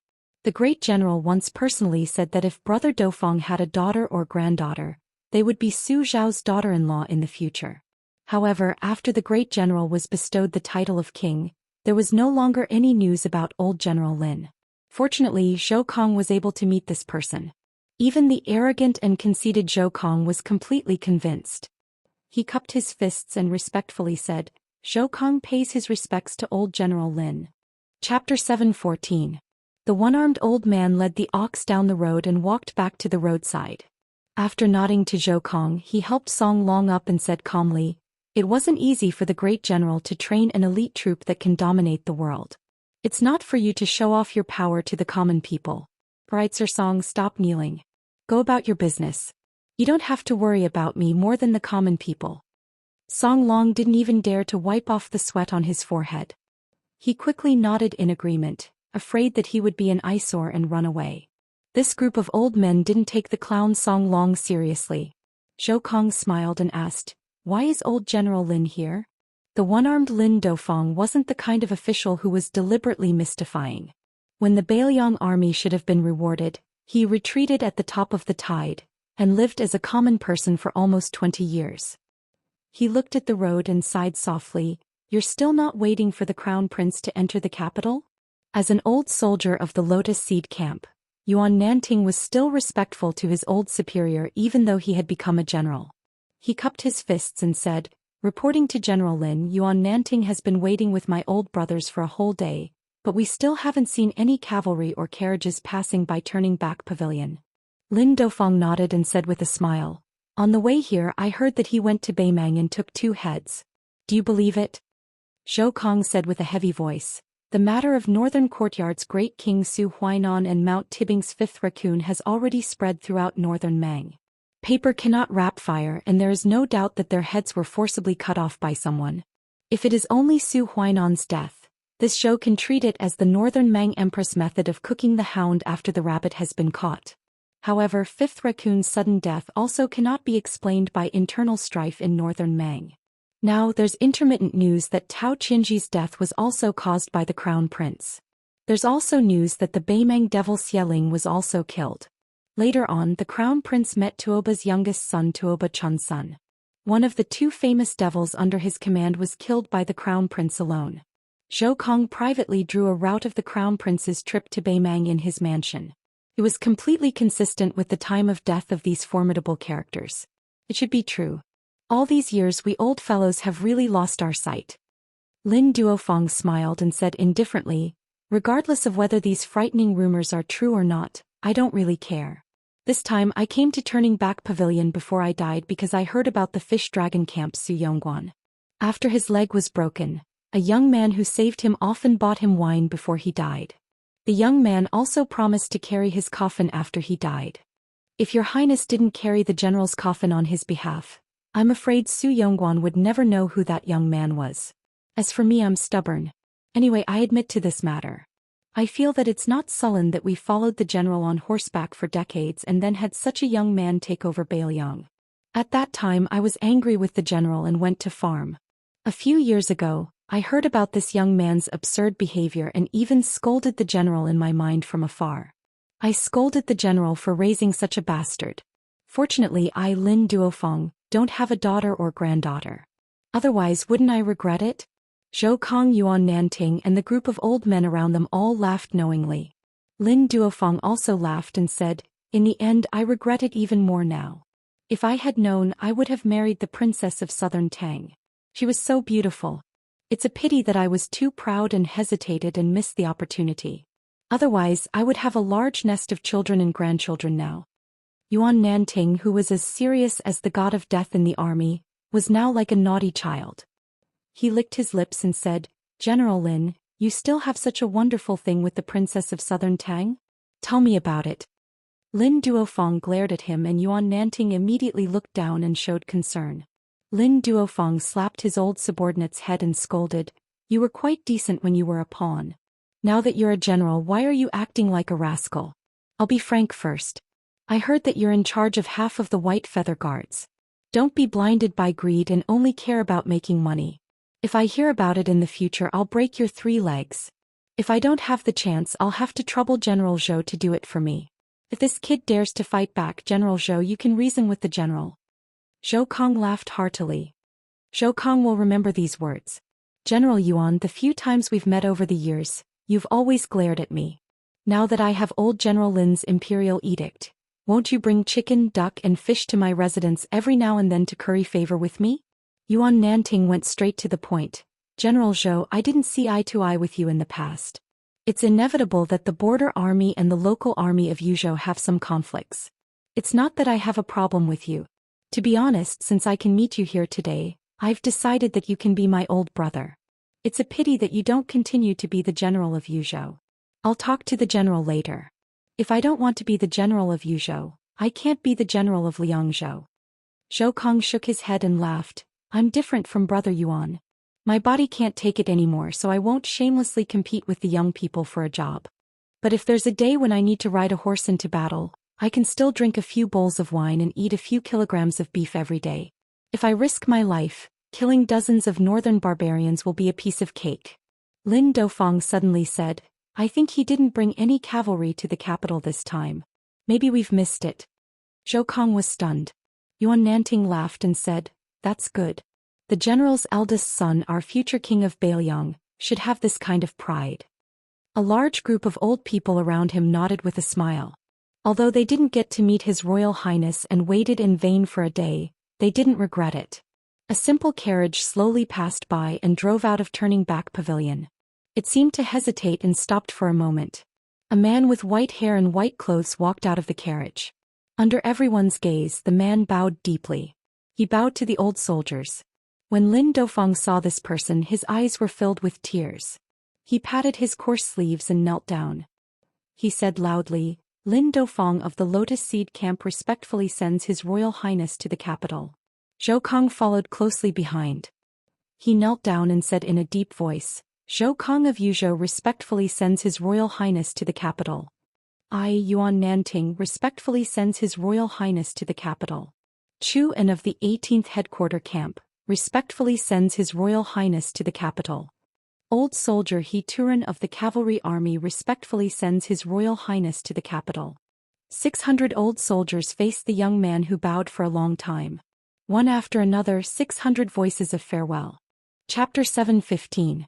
Inside the carriage, Xianyuan Qingfeng closed her eyes and focused. She looked indifferent, but in fact her mind was in turmoil. When she opened her eyes and saw the white-haired young man in the white python robe slowly returning to the carriage, she smiled and asked, You've endured for so many years and secretly practiced your saber technique, all for this day? The carriage moved slowly. Su Fingyan didn't pay attention to her at all. Xianyuan Qingfeng was used to going head-to-head with this guy. She felt uncomfortable if she didn't provoke him. She continued to ask, The people in the capital don't dare to touch the king of Bailiang. Even if you have a firm foothold in Bailiang, won't you be drowned in their spit when you go to Tai and City? At that time, when you meet the loyal officials who provoke you or the sons of some officials from the capital who rely on stepping on you to make a name for themselves, will you avoid them and suck it up? Also, other than Linlang King Zhao Ao who died without heirs and your mortal enemy Chen Zhibao, there are 5 other kings who are eyeing you covetously. Most of them have a grudge against Bailiang, not to mention that Tai and City is Han Diaoxi's territory. At that time, if I stand by and do nothing, you'll only have that celestial phenomenon otherworldly item left. And the human cat is good at killing celestial phenomenon experts. Won't you be walking right into a trap? Aren't you afraid of waiting for 20 years and not even becoming the king of Bailiang? Su Fingyan kept his mouth shut. Xianyuan Qingfeng had probably been isolated to the extreme after her cultivation deviation. It wasn't easy for her to find someone she could sit with as an equal. She was as talkative as a married woman and didn't think there was anything wrong with a one-man show. Facing the mirror, she carefully applied yellow flowers and asked with a playful expression, Who will you marry in the future? Su Fingyan frowned and said, Xianyuan Qingfeng, can't you stop for a moment? How about you drive the carriage? Half of Xianyuan Qingfeng's face slanted out of the mirror. Her eyes were purple and her lips were scarlet. She smiled at Su Fingyan and said, Aren't you afraid that I'll take you directly to the bull gang? Su Fingyan lifted the curtain. In his field of vision was a desolate scene of yellow grass and trees. It was frost in the north and insects were burrowing into the mud. If it was the south, it would have been long dead. Su Fingyan. For some reason he remembered his first trip. Including this trip to the capital, he had left home 4 times. It seemed that his first trip was the most desolate but also the most unforgettable. Half of Xianyuan Qingfeng's face was exposed from the mirror. His eyes moved as he stared at the young man with gray hair. Su Fingyan finally opened his mouth and said, I'm doing business with you with a clear price, and I don't mind you taking advantage of me. But if you're still not satisfied and watch the show when it's time for you to make a move, I have plenty of ways to make your life a living hell. Xianyuan Qingfeng laughed loudly and said, Are you threatening me? Su Fingyan's eyes were cold. In the next moment, a red robe that looked like a big red peony slid into the carriage. 6 arms held the purple robe. A woman and an otherworldly item flew out of the carriage. Half an hour later, Xianyuan Qingfeng returned to the carriage with a gloomy expression. Blood seeped out of the corner of her mouth. For the next 10 days before Lidong, the two didn't speak a word. In Great Peace City, the center of Wei Wei World, an inconspicuous carriage stopped outside the gate. It was mixed in with the heavy traffic and didn't even receive a cold glance. During this period of time, Zhongtian City was bustling with noise and excitement. First, it was old Master Song and his family who were in trouble. In just one night, their building was overturned. Everyone on the streets and alleys were talking about it. Most of them felt that it was not worth it for old Master Song to leave behind a secret memorial to seek a good reputation in history. It was just a small matter. Not only was it infuriating, even old Master Song and Little Phoenix were implicated. The whole family, old and young, packed up their belongings and left the capital. At that time, the people who saw them off were officials from the 3 provinces and 6 ministries, scholars from the Imperial College, and many other members of the royal family who were not involved in power. After the Song family lost power, it was time for the 5 princes to enter the capital. The Prince of Jiaodong, Zhao Sui, entered the capital first, followed by the Prince of Huainan, Zhao Yi, followed by the Prince of Guangling, Zhao Sun, the King of Jing'an and Zhao Bing, the Prince of Yanqi. This made the imperial vassal office, as well as the Minister of Rights and the Assistant Minister of Rights, very busy. They probably lost a few pounds of weight. But the biggest sensation was the white-robed Qin Zhibao of Western Shu. When he rode into the city, it was the first time since the white-robed monk Li Dongxin that the streets were empty. It was the first time that the streets were empty since the white-robed monk Li Dongxin. That day was the Frost Festival. This war sage was dressed in white, riding a white horse and drinking plum wine. Even the old enemies of northern Liang, who had only heard of his name and never seen him before, were deeply impressed by his unparalleled scholarly bearing after seeing him with their own eyes. Not to mention who knew how many women on both sides of the main street screamed and went crazy. The shrewd flower peddlers made a lot of money. They didn't care whether they recognized the white-robed man or not. They just closed their eyes and flattered him as much as they could. It was guaranteed that they would be able to swindle money from the noble ladies and daughters of rich families. When Su Fengnian lifted the curtain and looked up at the majestic city wall, he said calmly, "I didn't want to get off the pavilion of turning back, because I was afraid that I would let down their expectations. Your situation in Mount Huishan is different from mine in Bailiang. Sometimes I vent my anger on you. You're a heroine who aspires to reach the peak of martial arts. Don't lower yourself to the level of a common person like me who isn't an expert." Xianyuan Qingfeng, who had originally planned not to say another word to him on this trip to the capital, suddenly said softly, "Why don't you just become the emperor? Before I can enter the heavenly phenomenon stage, I'll work for you." Su Fengnian smiled. "I suddenly thought of a good way for you to get back at me. After you get off the carriage, you start shouting that the Crown Prince of Bailiang is going to rebel and become the emperor. You'll definitely make me suffer." Without waiting for Xianyuan Qingfeng to speak, Su Fengnian waved his hand behind him and said, "Don't take it seriously." Su Fengnian said to Bluebird, "Let's go to the Demoyai post house." Putting down the curtain, Xianyuan Qingfeng frowned. "You're not going to let the officials of the Ministry of Rights make a big fuss?" Su Fengnian smiled. "The Minister of Rights, Lu Daolin, is related to the Su family by marriage. When the time comes, I'll just pay them a visit." Xianyuan Qingfeng smiled. "It's true that national laws are inferior to family laws." Su Fengnian said helplessly, "Don't open a dye house just because I give you some color." Xianyuan Qingfeng suddenly asked, "Have you not spoken sweet words to a woman for many years?" Su Fengnian closed his eyes. "I'm so hungry that I don't have the energy to think." After handing over their residence certificates, the carriage slowly entered the main city gate of Great Peace City. The main road, which could accommodate 10 carriages side by side, led directly to the palace. It was bustling with activity. Xianyuan Qingfeng lifted the curtain and looked inside. After a few glances, he put it down. "It's just like that." Chapter 716. Su Fengnian laughed lightly and said, "If you read history books and record a person, a matter, or a battle in just a few dozen words, you would also feel that it is just that. Only when you are personally in the situation do you understand the ups and downs and the disgrace. For example, if I had died in any place before, the history books would only record that the Bailiang heir Su Fengnian had no virtue or talent. But sitting next to you along the way, how many times have you involuntarily wanted to kill me?" Xianyuan Qingfeng slanted his eyes and said mockingly, "Oh, you know how to reason now." Su Fengnian smiled knowingly and said, "You are wronging me. Back when I was chased and beaten by your servants in the lantern market with Wenhua, did I not reason enough? I almost talked myself hoarse, but I still could not avoid a beating." The corners of Xianyuan Qingfeng's mouth rose slightly. Great Peace City was truly large. They had not even crossed half of the city from the main city gate of Great Peace City to the Xiamawi relay station, but it felt like they had already made several trips to any city in Bailiang. Tong Ziliang, the head of the Demoyai courier station, hadn't had a good night's sleep in the past half a day, afraid that he would miss the arrival of His Highness the Crown Prince. He was a former member of Northern Liang. Before he retired from the army, he wasn't considered a soldier and couldn't be called a general. Now that he was in charge of the courier station, he was like a fish in water.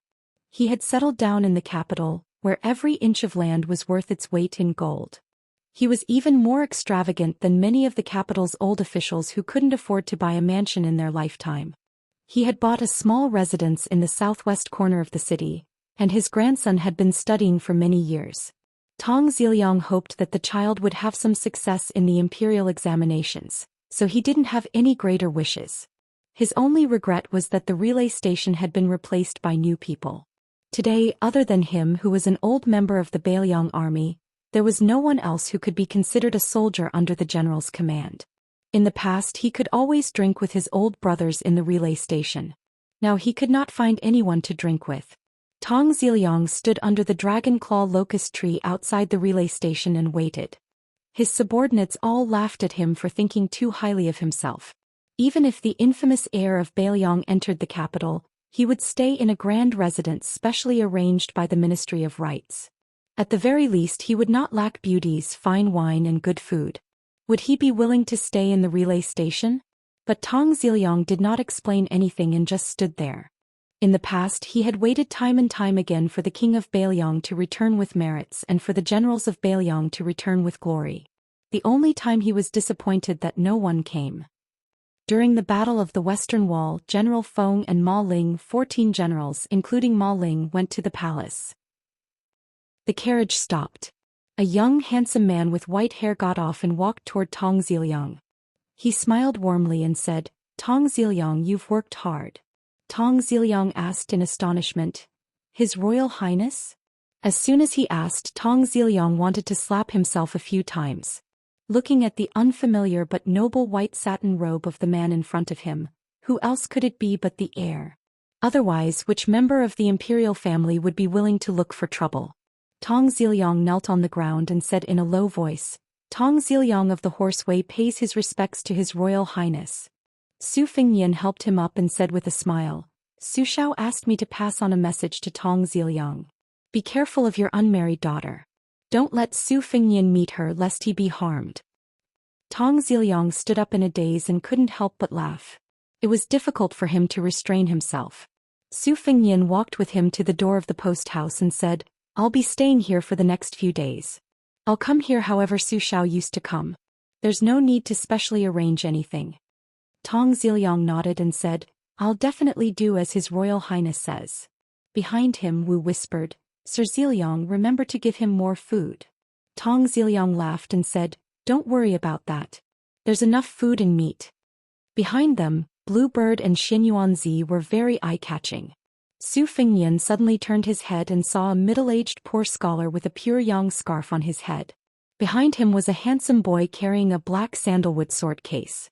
Su Fengnian first let Wu follow Tong Ziliang into the post house to eat. He walked toward the assistant minister of the Ministry of War who had become popular in the capital in just 2 years and said with a smile, "Greetings, Sword Immortal Tang Shi." The assistant minister of the Ministry of War, Liu Baijie of the Liu family. Sword Immortal Tang Shi smiled and said, "Fortunately, Your Highness didn't ask this rotten scholar about benevolence and morality. Now that I'm an official in the capital, I've been called assistant minister so many times that I've almost forgotten that I'm a swordsman.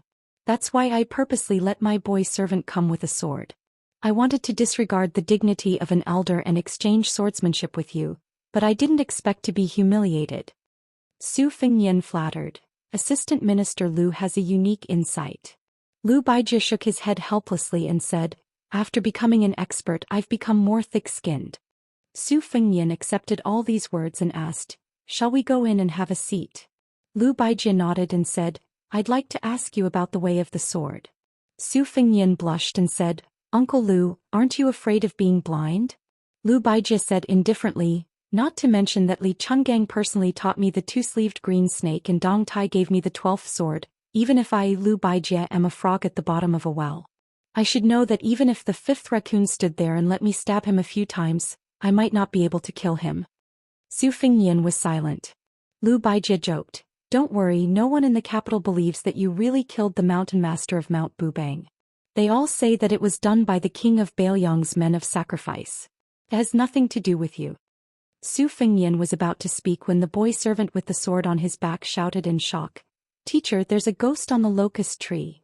Lu Baijie turned around and knocked him on the forehead. A red robe was hanging on the lush dragon claw locust tree. Lu Baijie didn't even look at it and said softly, "Xianxia?" Su Fengyan shook his head and said, "It's already a celestial phenomenon." Lu Baijie laughed and said, "I'm indeed worthy of being called a frog at the bottom of a well." Su Fengyan held back his laughter. Lu Baijie was puzzled. When she saw the woman in purple from Mount Huishan, she sighed deeply. Even with Tongxi Sword Immortal's excellent state of mind, she couldn't help but have mixed feelings. She went straight to the point and said self-deprecatingly, "In the officialdom, there are only old men with white hair and eyebrows. After seeing you today, I know that a little success in the officialdom will lead to a big disappointment in martial arts. If I had known earlier, I wouldn't have come." It was late autumn and the capital was clean. Tong Ziliang, the post housekeeper, saw that there were many people, so he simply moved the table to the courtyard and did everything himself. He didn't give anyone in the post house a chance to get close to Su Fengyan. The locust tree in the courtyard and the dragon claw locust tree outside were a pair. The people at the table under the tree were Su Fengyan, who had come to the capital to observe the ceremony, Lu Baijie, Mount Huishan Xianyuan Qingfeng, Blue Bird, the young man of sacrifice, and the boy servant with the sword on his back. There was one more. The boy servant pointed at the gloomy locust tree with a pale face and said with grievance, "Teacher, look, I didn't lie to you. There really is a female ghost on the tree." Chapter 7:17. There was a table of people under the tree and a ghost on the locust tree. One was a happy face and the other was a sad face. This time Lu Baijie was too lazy to reprimand him.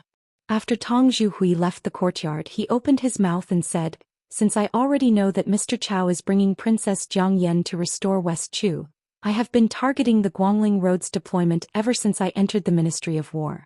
If Your Highness has the opportunity to see Mr. Chao, I hope that you can apologize for me. This is indeed my duty. I cannot watch with folded arms."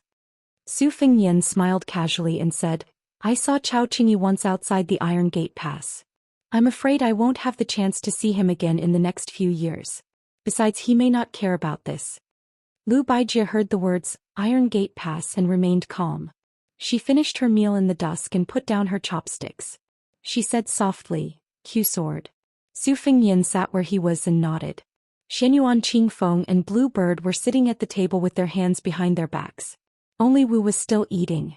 After the servant took off the red sandalwood sword case and respectfully handed it to Tang Shi, he ran to the door of the courtyard furthest away from the dragon claw locust tree. On one hand, he was annoyed at how arrogant and unreasonable the white-haired crown prince of Bailiang was. On the other hand, he was horrified that he had provoked an unclean otherworldly item. Why did it seem like he was the only one who had seen the red-robed female ghost? Lu Baijie stood with the case horizontally and slapped the end of the sandalwood case with one hand. The sword case and scabbard flew to the servant, leaving behind the last legendary sword made by the Tongxi sword furnace, Bashio. Before Lu Baijie could hold the Bashio ancient sword, she heard the sound of metal clanging. The long sword was dented from the middle of the blade for no reason. Tangxi was not surprised but happy. She smiled and held the twisted hilt of the ancient sword. She gently shook her wrist and the sword chi rippled. The sword swept through the army. The white sword chi split the air and pushed towards Su Fengyan at the table. However, the sword chi dissipated as soon as it was born. Su Fengyan knocked on the table.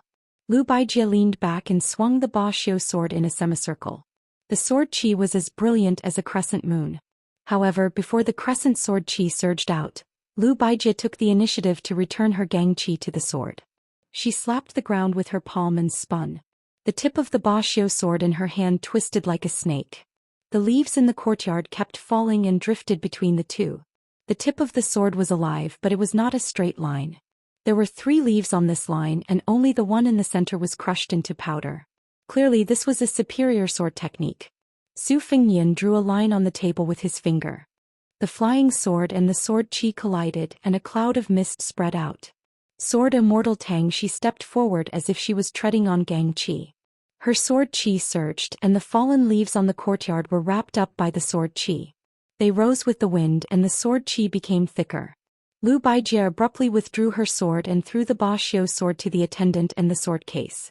The attendant hurriedly caught the ancient sword and put it back into the scabbard. Only when he focused his eyes did he see that around his teacher, who was praised for having a divine sword, more than 10 flying swords had stopped trembling slightly. He was shocked. He turned to look at Su Fengyan. Could it be that this guy had been controlling his swords from the beginning to the end? Lu Baijie sat back down at the table and frowned. Compared to Gangnam-do, why didn't your inner chi improve when we first met? How did you learn the 12 flying swords? Su Fengyan said frankly, the Wu family sword tomb nurtured swords in a different way. After a flying sword embryo was perfected, not to mention a second-rank inner chi, even a third-rank inner chi would be able to control the sword and fly dozens of feet in the air. It was said that the Wu family's young children could kill butterflies with their bamboo horse flying swords, and it wasn't an exaggeration. Lu Baijie smiled and asked, but how did you manage to nurture 12 flying swords with sword embryos at your disposal in just 1 year? Was there a shortcut to success? Su Fengyan shook his head and said, there were a few coincidences, but I mostly relied on the most clumsy method of grinding. 12 swords. I nurtured them once every 2 hours and I persisted for more than half a year. Lu Baijie sighed and said, only through hardship can one rise above others. The ancients didn't lie to me. Su Fengyan said bitterly, I once reached the Vajra realm but I've entered the false realm twice. I don't think I'll have any more achievements in the first-rank realm in this lifetime.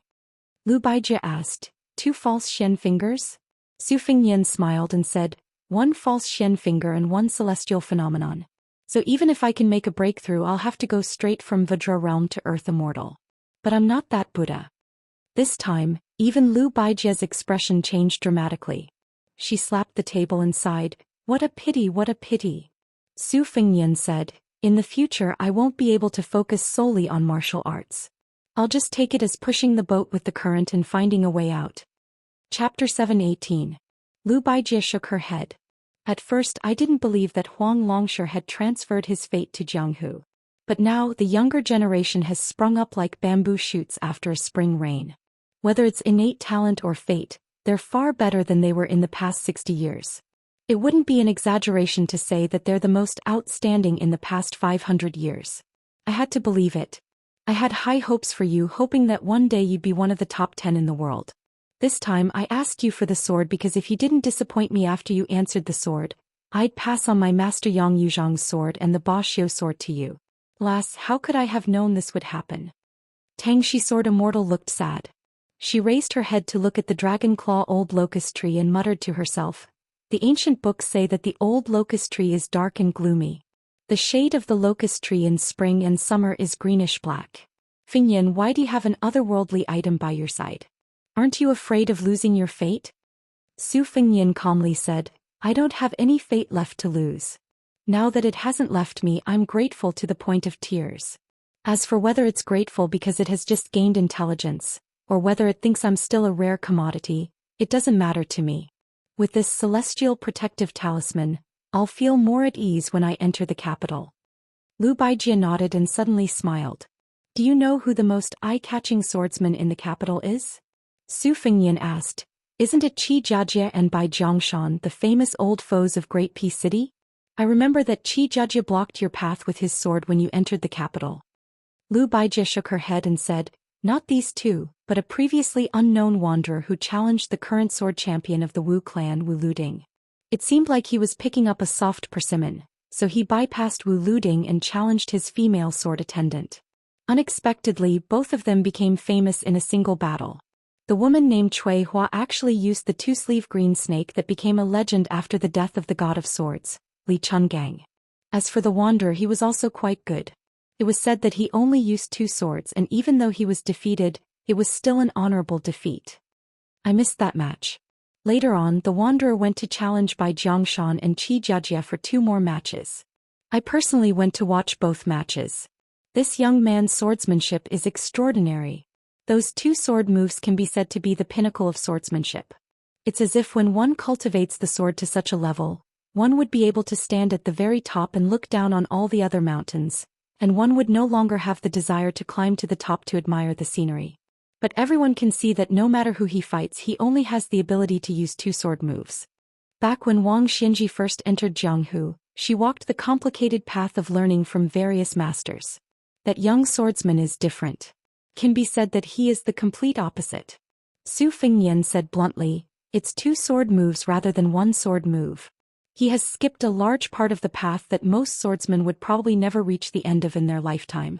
It's obvious that he has the guidance of a top master, otherwise he would not be so conceited. If he is really left with only 1 sword move, I'm afraid it will be a big unreasonable hand.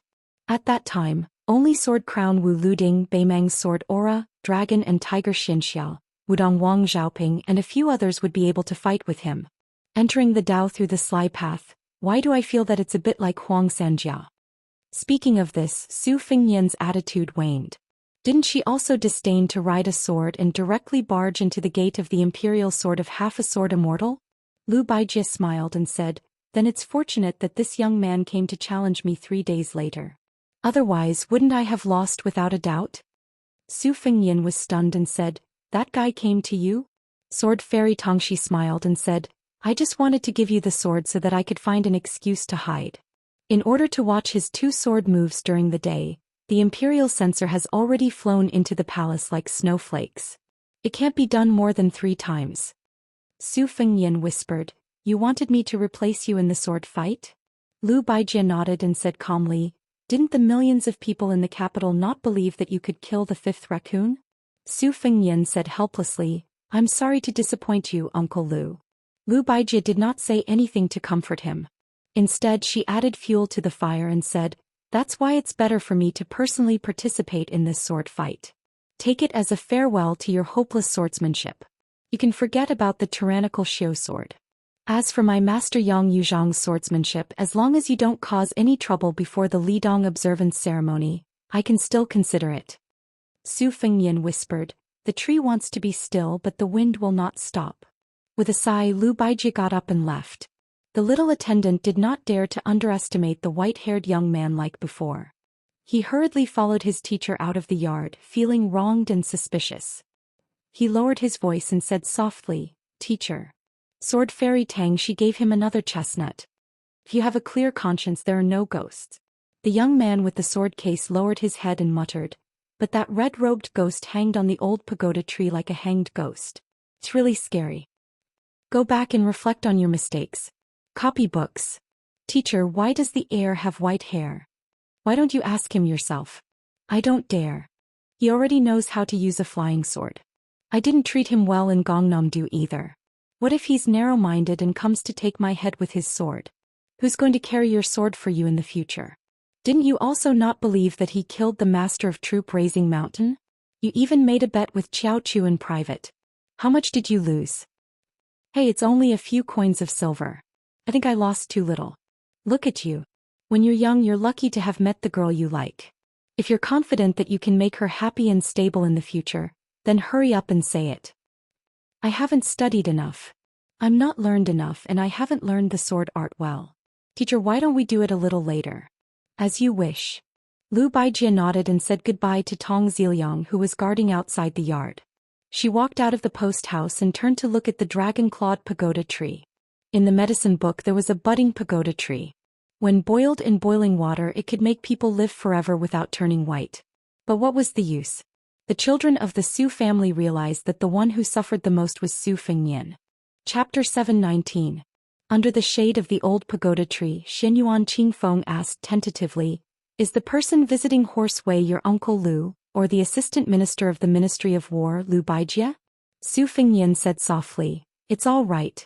Using the identity of Sword Immortal Tangxi, asking for the sword and gifting it to clear our relationship.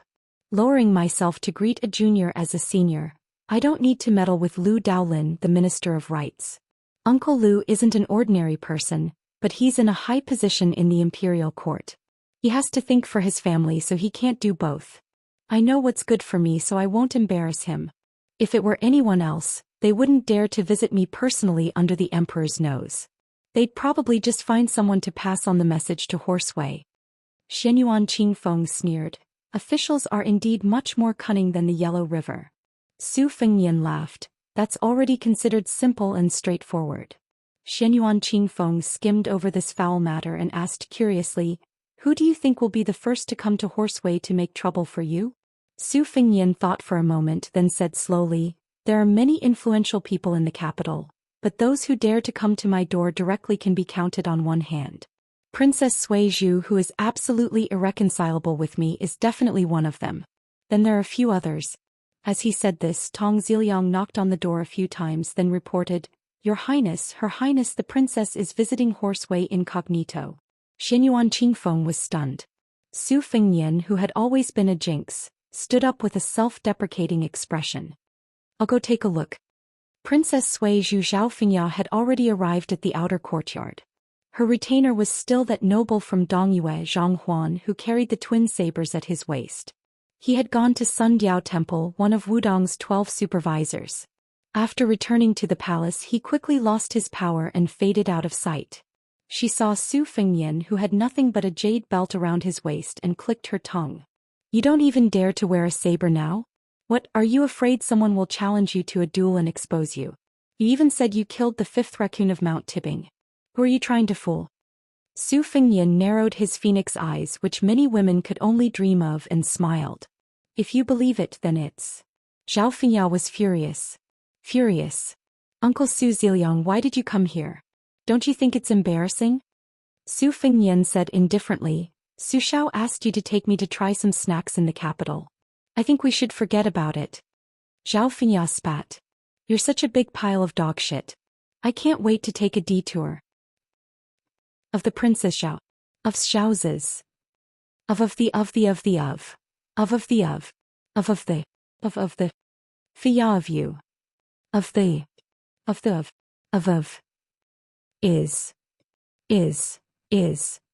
Of.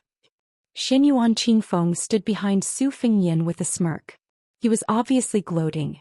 Zhang Huan, who had 2 Chongdang swords at his waist, did not dare to let his guard down when he saw Su Fengnian. When he saw the young lady in purple, it was as if he was facing a great enemy. Her Royal Highness, who did not know the immensity of heaven and earth, was really suffering in silence for provoking others. Jiang Hu was different from officialdom. In officialdom, the more cunning the old fox was, the more vicious he was, and the more respected he was. In Jianghu, it was better to bully a white-bearded old man than a young man. After the Jianghu people passed their prime, most of them were like chess pieces. Their level of improvement was much lower than when they were young. The Crown Prince of Northern Liang was a far cry from the Wudong Mountain. Zhang Huan had already felt that he couldn't fathom the Crown Prince's strength. Moreover, there was also the seductive and gloomy woman. Her aura was so strong that Zhang Huan didn't even need to draw his saber to admit defeat. Su Fengnian smiled and said, That's good. I don't need to dirty the princess's feet. Everyone is happy. Princess Sui Zhu turned around and said an earth-shattering prophecy, How dare you kill the prince? I'd like to see how you, Su Fengnian, can walk out of Great Peace City alive. Su Fengnian looked up at the empty autumn sky and said casually, Look, a sparrow came and left. Zhao Fengya turned around angrily. Zhang Huan did not dare to stop her. She walked to the bottom of the stairs and pointed at Su Fengnian, who was standing on the stairs. Say that again. Su Fengnian lowered his head and smiled at the tip of the shrewish and arrogant lady's small nose. Her freckles were small and playful. I was talking about a sparrow. What does it have to do with the princess? Zhao Fengya did not turn her head and shouted, Zhang Huan, kill him. Zhang Huan had no choice but to slowly draw a relatively long sword. Then there was nothing. Confused, Princess Sui Zhu turned her head to look. Just as she was about to reprimand him, she saw a scene that made her shriek. Behind Zhang Huan, a female ghost in a crimson robe was floating. She was laughing happily as she stretched out her 6 arms. One of them pressed down on Zhang Huan's arm that was pulling out the knife, while the other pressed down on Zhang Huan's head. Like most women in the royal family, Zhao Fengya believed in Huang Lao Tzu and Immortals. She was so frightened that she retreated on the spot. She knocked against the stairs and fell backward. She subconsciously closed her eyes to wait for the pain, but she fell into a warm embrace. When she opened her eyes, she saw a face that she had never seen so close. A strand of white hair fell to the tip of her nose. It was soft and ticklish. Chapter 720. It was the end of autumn in the 6th year of Yonghong's reign. Today's court assembly was the last grand court assembly before the beginning of winter. Other than the 6 kings entering the capital, almost all of the officials outside the court rolled into the capital. Among them was the General Gu Jiantang, who was rumored to hand over the position of Minister of War. The famous general of the spring and autumn period, Lu Xianxia. The rest of the generals who were still alive all put on their court uniforms and followed the flood as the sky darkened. They entered the imperial road from the mansions in all directions and slowly flowed to the outside of the imperial palace. Great Peace City was the center of the world. It became the imperial road for the bride's waist. It was 16 miles long and was without a doubt the most majestic central axis in history. The 9 meridians and 9 latitudes led to the front of the court and the back of the market. The buildings on the central axis were thicker and more majestic than those of previous dynasties. The Xiaomoi post house was located between the inner and outer city. It was less than half a mile away from the Yong and Gate Bridge on the central axis. The river under the bridge was called the Dragon Whisker Ditch. The people said that the water in the capital formed the dragon whisker here. However, Chonghua of the Liang dynasty used a bridge to subdue the water dragon. An inconspicuous carriage followed the imperial road and slowly drove to the Zhao family urn outside the main gate of the imperial palace. Outside the first gate of the imperial palace, there were 2 archways named Fu Wenjin Wu. The Ministry of War, Ministry of Justice and other Yamen offices were named Fu Wenjin Wu. The Ministry of Rights, Ministry of Revenue and Hanlin Academy were named Fu Wenjin Wu. They were named Fu Wenjin Wu on the right. This old man of the Song dynasty used to write Fu Wenjin Wu. Today's morning court assembly was very grand. There was almost no place to stand near the Zhao family urn. It was filled with all kinds of carriages and servants. The Liang dynasty had been peaceful for 20 years. There were many unwritten rules regarding the morning court assembly. The higher the carriage was, the closer it was to the walls of the imperial palace, while the lower the carriage was further away. Many civil and military officials who were neither high nor low were familiar with the situation of the court assembly. They just walked to the court assembly to avoid hurting the harmony. They did not have to fight with others for seats. It was not easy to be an official in the capital under the emperor's feet. There were no less than 1,000 people in the grand lineup. Among them, there were old men in their 60s who had gray hair but had never been able to cross the threshold of the 5th rank. There were old men in their 30s who had a bright future and were already 4th-rank officials. There were even some in their 40s who were favored by God and held power in their hands.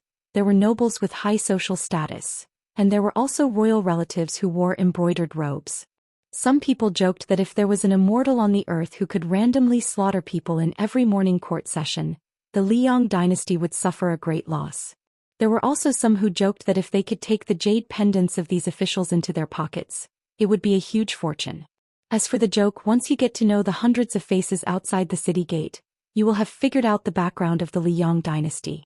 The blue-eyed Zhang Julu led the Zhang clique, the Gu clique led by the great general Gu Jiantang, the legacy clique without a leader after Sun Shiji left the capital, and the green clique that collapsed with a bang.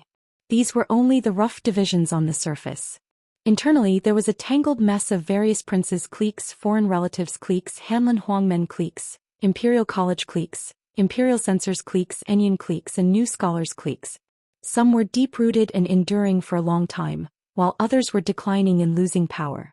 No one dared to say that they could make ends meet left and right in this big muddy pond where fish and dragons mixed together. Even Grand Secretary Zhang Julu did not dare to say so. The city gate was closed and had not been opened yet. More than 1,000 people who were qualified to enter the imperial court stood in their positions one after another. There was no lack of slippery people who were still mingling in various circles and talking. But most of the officials felt the atmosphere of a storm in the city. They held their breath and concentrated their mind, being exceptionally quiet. Occasionally they had some enlightenment and whispered to each other, but they were very careful and only whispered to the cliques around them. The carriage that got off the horse steed came a little late, so it was extremely difficult to find any gaps. It could only stop far away, and a man in white who was suspected of violating the etiquette walked down. A dozen or so officials who were afraid of missing the court meeting hurriedly ran past, not even having the time to take a look. A middle-aged, dark-skinned fat man was having a particularly hard time, panting heavily. Just as he brushed past the white-haired man, he bent over with his hands on his knees, sweating profusely.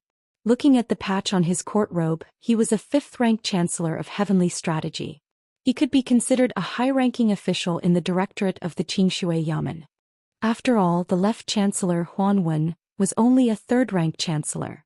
However, the fat man's bulging buttocks were so swollen that his court robe was about to burst open. It really couldn't be considered elegant. He lowered his head and panted like a cow. Out of the corner of his eye, he caught a glimpse of the man beside him slowly walking forward. There was an uncommon jade belt around his waist. This made the dark-skinned fat man, who had no talent for currying favor in officialdom but had a pair of fiery golden eyes. Strange. Could it be that he was a distant descendant of one of the branches of the Zhou family? If it wasn't for the fact that the Zhou family had an extremely distant relationship with the previous emperor's branch, they wouldn't have settled down here and walked to court. The dark-skinned fat man hurriedly looked up and became even more puzzled. It was a young man with gray hair. Although the dark-skinned fat man's appearance was shabby, he was a warm-hearted man. He gritted his teeth and walked forward, whispering, "Sir, allow me to say one more thing. I've never heard of your embroidered robe before. Please don't use it rashly. If this sir inherits the title of a prince of the previous dynasty, you can't wear this court robe right away. There will be many imperial censors and eunuchs staring at you if you walk a few steps forward." The fatty's words were too careless. It was no wonder that he could only work in the imperial college, where it was extremely difficult for him to make a name for himself. The white-haired man turned his head to look at him and dismissed it with a smile. Perhaps the dark-skinned fatty had a stubborn personality as he nagged endlessly, "Sir, you really shouldn't be so careless. A few years ago, there was a distant son of a royal prince who hadn't seen the world, and no one talked to him about the rules. In the end, he went to court according to the old calendar. Before he even entered the door, he was stripped of his official robe and demoted 2 ranks on the same day. Today is the most important court session in more than a decade. Sir, you really should listen to my advice and quickly go back and change into a set of court robes. It's better to be late and be punished than to be wrong and be beaten. I see that official robe of yours. If placed in the current Yonghong era, only the prime minister and some of the great scholars would wear it to court." The white-haired man frowned and walked forward in silence. The dark-skinned fatty who was walking on his right caught a glimpse of the saber hanging at the young man's waist. He slapped his thigh hard and said with a sad face as if his family had suffered a disaster, "I say, sir, you really can't be a coward anymore. Going to court with a saber, you are—" The white-haired man in the white official robe was naturally the crown prince of Bailiang, Zhou Xian, who was attending the court session of Liang for the first time in his life. He chuckled softly and said, "Mr. Chancellor, are you saying that I'm courting death?" The dark-skinned fatty smiled embarrassedly and waved his hand hard. He said awkwardly, "I can't afford to be Chancellor and I can't afford to be Mr. Chancellor." The dark-skinned fatty, who was equivalent to an assistant minister in the Imperial College, finally didn't continue to insensibly mention that he had overstepped his boundaries. After all, he wasn't so blind as to be at the bottom of a pot. However, it was obvious that the dark-skinned fatty was worried about being implicated. He subconsciously distanced himself from Zhou Xian, but his conscience was really tormenting him. After walking for a while, he took only 50 or 60 steps and said in a low voice with a bitter face, "I say, sir, may I take the liberty to ask, where do you work? Do you have a solid backer in the court? Can you talk to a noble in the palace? If you don't have the last 2, I really advise you not to go to the morning court. The capital is not like other places. There are many rigid rules." Chapter 721. Zhou Xian, who had a Bailiang saber hanging from his waist, chuckled softly. "This is indeed my first time entering the capital. No one has reminded me of the rules. My father is still alive and this set of clothes was sent to my residence by the imperial court at the last minute. I shouldn't have broken any rules. As for the saber, if it really did break the imperial court, I'll just take it as a lesson. At worst, I won't enter the city gate or go to the palace hall and leave the capital with my tail between my legs. In any case, when I entered the capital, I didn't see any officials from the Ministry of Rights receiving me." Hearing that the python clothes were newly bestowed by the imperial court, the dark-skinned fatty felt as if a heavy burden had been lifted off his shoulders. He thought that this young man who didn't know the fierceness of a tiger would definitely be stopped outside the city gate. Mending the pen after the sheep were lost, he raised his thumb and praised, "Let's not talk about other things. This young man has enough courage and boldness." Zhou Xian and the dark-skinned fatty walked together, slowly walking at the end of the central axis of the road. Although the dark-skinned fatty was poor as an official, He was still a noble who had entered the first-class Imperial College. He still had the qualifications to walk a few dozen steps forward. Don't underestimate the significance of these few dozen steps. How many officials in the capital were ranked at the bottom the first time they entered the imperial court? They stood at the furthest distance and still ended up so miserable on their last visit. Being even one step closer to the city gate was a great blessing. Otherwise, why did they say that outside the imperial court the pot calling the kettle black? The more they walked forward, the more the dark-skinned fatty felt that the atmosphere was strange. This made the Imperial College's Chancellor of Heavenly Strategies, who was used to being ignored and looked down upon, feel uncomfortable all over. He walked straight forward. Following the young heir who had popped out of nowhere, it was as if they were splitting the river and cutting the waves. Some of the officials who had originally looked down on him with their noses in the air now had complicated expressions in their eyes. Their expressions were abnormally stiff. They tore apart the line on both sides and retreated a few more steps. The dark-skinned fatty had already seen the faces of most of his colleagues in the Imperial College. Just as he was about to sneak in and shut his mouth as usual, he saw that the left chancellor of the Imperial College, Huanwen, was actually not with the Grand Secretary this time. Instead, he was looking at him with a smile. This made the dark-skinned fatty, who was most afraid of Chancellor Huan's unique smile, feel his hair stand on end. The little chancellor, who had become a laughingstock because of his poor appearance, approached the Imperial College's team. The left chancellor, who was privately known as Lord Huan, patted the fatty's shoulder and laughed. "Wang Tonglu, you're really something." Many of his colleagues from the Imperial College beside him also had a playful look in their eyes, which made the dull dark fatty even more confused. The skinny left chancellor smiled and said, "Bronze Furnace, when did you get on board with Bailiang? You've been hiding your strength. Don't forget this old man when you're successful in the future." Wang Tonglu scratched his head in confusion and asked in confusion, "Old man, what are you talking about? I don't understand." Huanwen cast a sidelong glance at the young man who should have died in the womb 21 years ago. He curled his lips and joked, "Look at that one.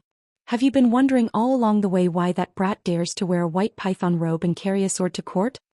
Wang Tonglu nodded his head vigorously like a chick pecking at rice. "Yes, yes.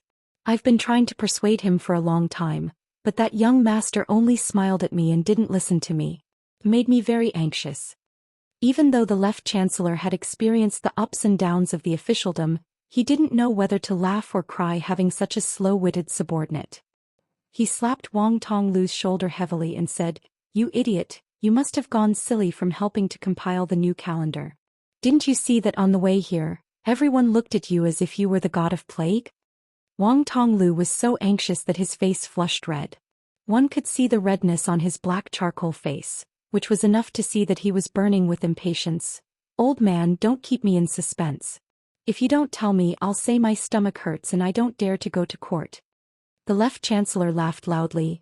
"That brat is the Bailiang heir who was said to have taken the heads of Su Huainan and Diwu Raccoon. This fox assuming the tiger's might is a once-in-a-century occurrence." The dark fatty's legs went soft. Fortunately, Huanwen was there to support him. The old man laughed angrily. "Quickly stand up straight. I'm already so old I can't support your 200 pounds of autumn fat." Wang Tonglu stretched his neck to look at that snow-white back and said as if he was mourning for a loved one, "Old man, my stomach really does hurt." The left chancellor Huanwen had always been known to be protective of his cafe among the important officials of the capital. He scolded jokingly, "What a disgrace. To think that your body of talent and your body of flesh are of the same weight. In a moment you'll follow behind me." Wang Tonglu's legs swayed and he said dejectedly, "Oh." A fan-shaped scene appeared outside the main gate of the imperial city. It was led by Grand Secretary Zhang Julu and General Gu Jiantang. There was also the king of Yanqi Zhao Yi, the king of Guangling Zhao Sui, the king of Jiaodong Zhao Ying, the king of Huainan and Zhao Heng, the king of Jing'an. There was also Qin Jibao, who had changed into a brand new bright red python robe. The gap behind the young man wearing the white python robe disappeared and he was surrounded in the middle. Isolated and without help. It was the same situation as Bailiang and the 300,000 steel cavalry. Su Fengnian was expressionless. He said in his heart, "Su Shao, this time I'll go for you." ##### things at the end of the month, at the beginning of the month. He wrote 1, 2, 3, 45. At the end of the month he also finished what he had started. In June, at the beginning of the month, he said that he would guarantee 5,000 words a day and that he would rest for 4 days a month. At the end of the month he would update around 140,000 words. Perhaps to many writers, this was a very insincere amount of updates. However, to me this kind of promise still made me a bit nervous. At the beginning he said that other than the guaranteed monthly votes he could hold on to it. If he didn't give enough in the middle of the month he wouldn't give it to me even if I begged him for votes. As a result, as of yesterday on the 26th, he had already written close to 165,000 words. That's why he said, 6, 7, 8, 9. If you have any free monthly votes you can vote for him. As for the monthly votes there's no need for that. This month everyone worked very hard. Even if my updates exceeded expectations in my own opinion, it was far from what you all paid for it. The matter of asking for votes is that everyone still has the remaining monthly votes. In this month's monthly votes battle, old readers came back one after another. New readers continued to stay strong. The two sides were divided but they complemented each other. It was very exciting. I know that at the beginning Snow wasn't a very likable work. Xuanhuan wasn't Xuanhuan, Wuxia wasn't Wuxia, it was all in one pot. However, I was very happy when I wrote Snow.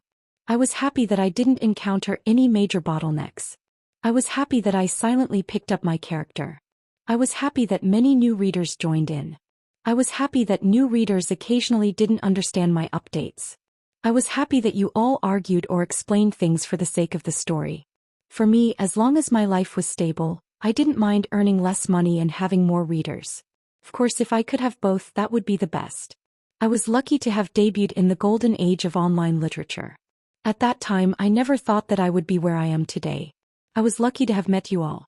In the 8th, Snow will start pre-selling on Dang Dang tomorrow, which is Wednesday. Toad will probably be published in October. However, compared to Snow, Toad is still a long way off. Thus, Snow became my first published simplified Chinese book. I hope that everyone can support it within their abilities. I also sincerely hope that Snow will be a physical book that can maintain its value and increase in value.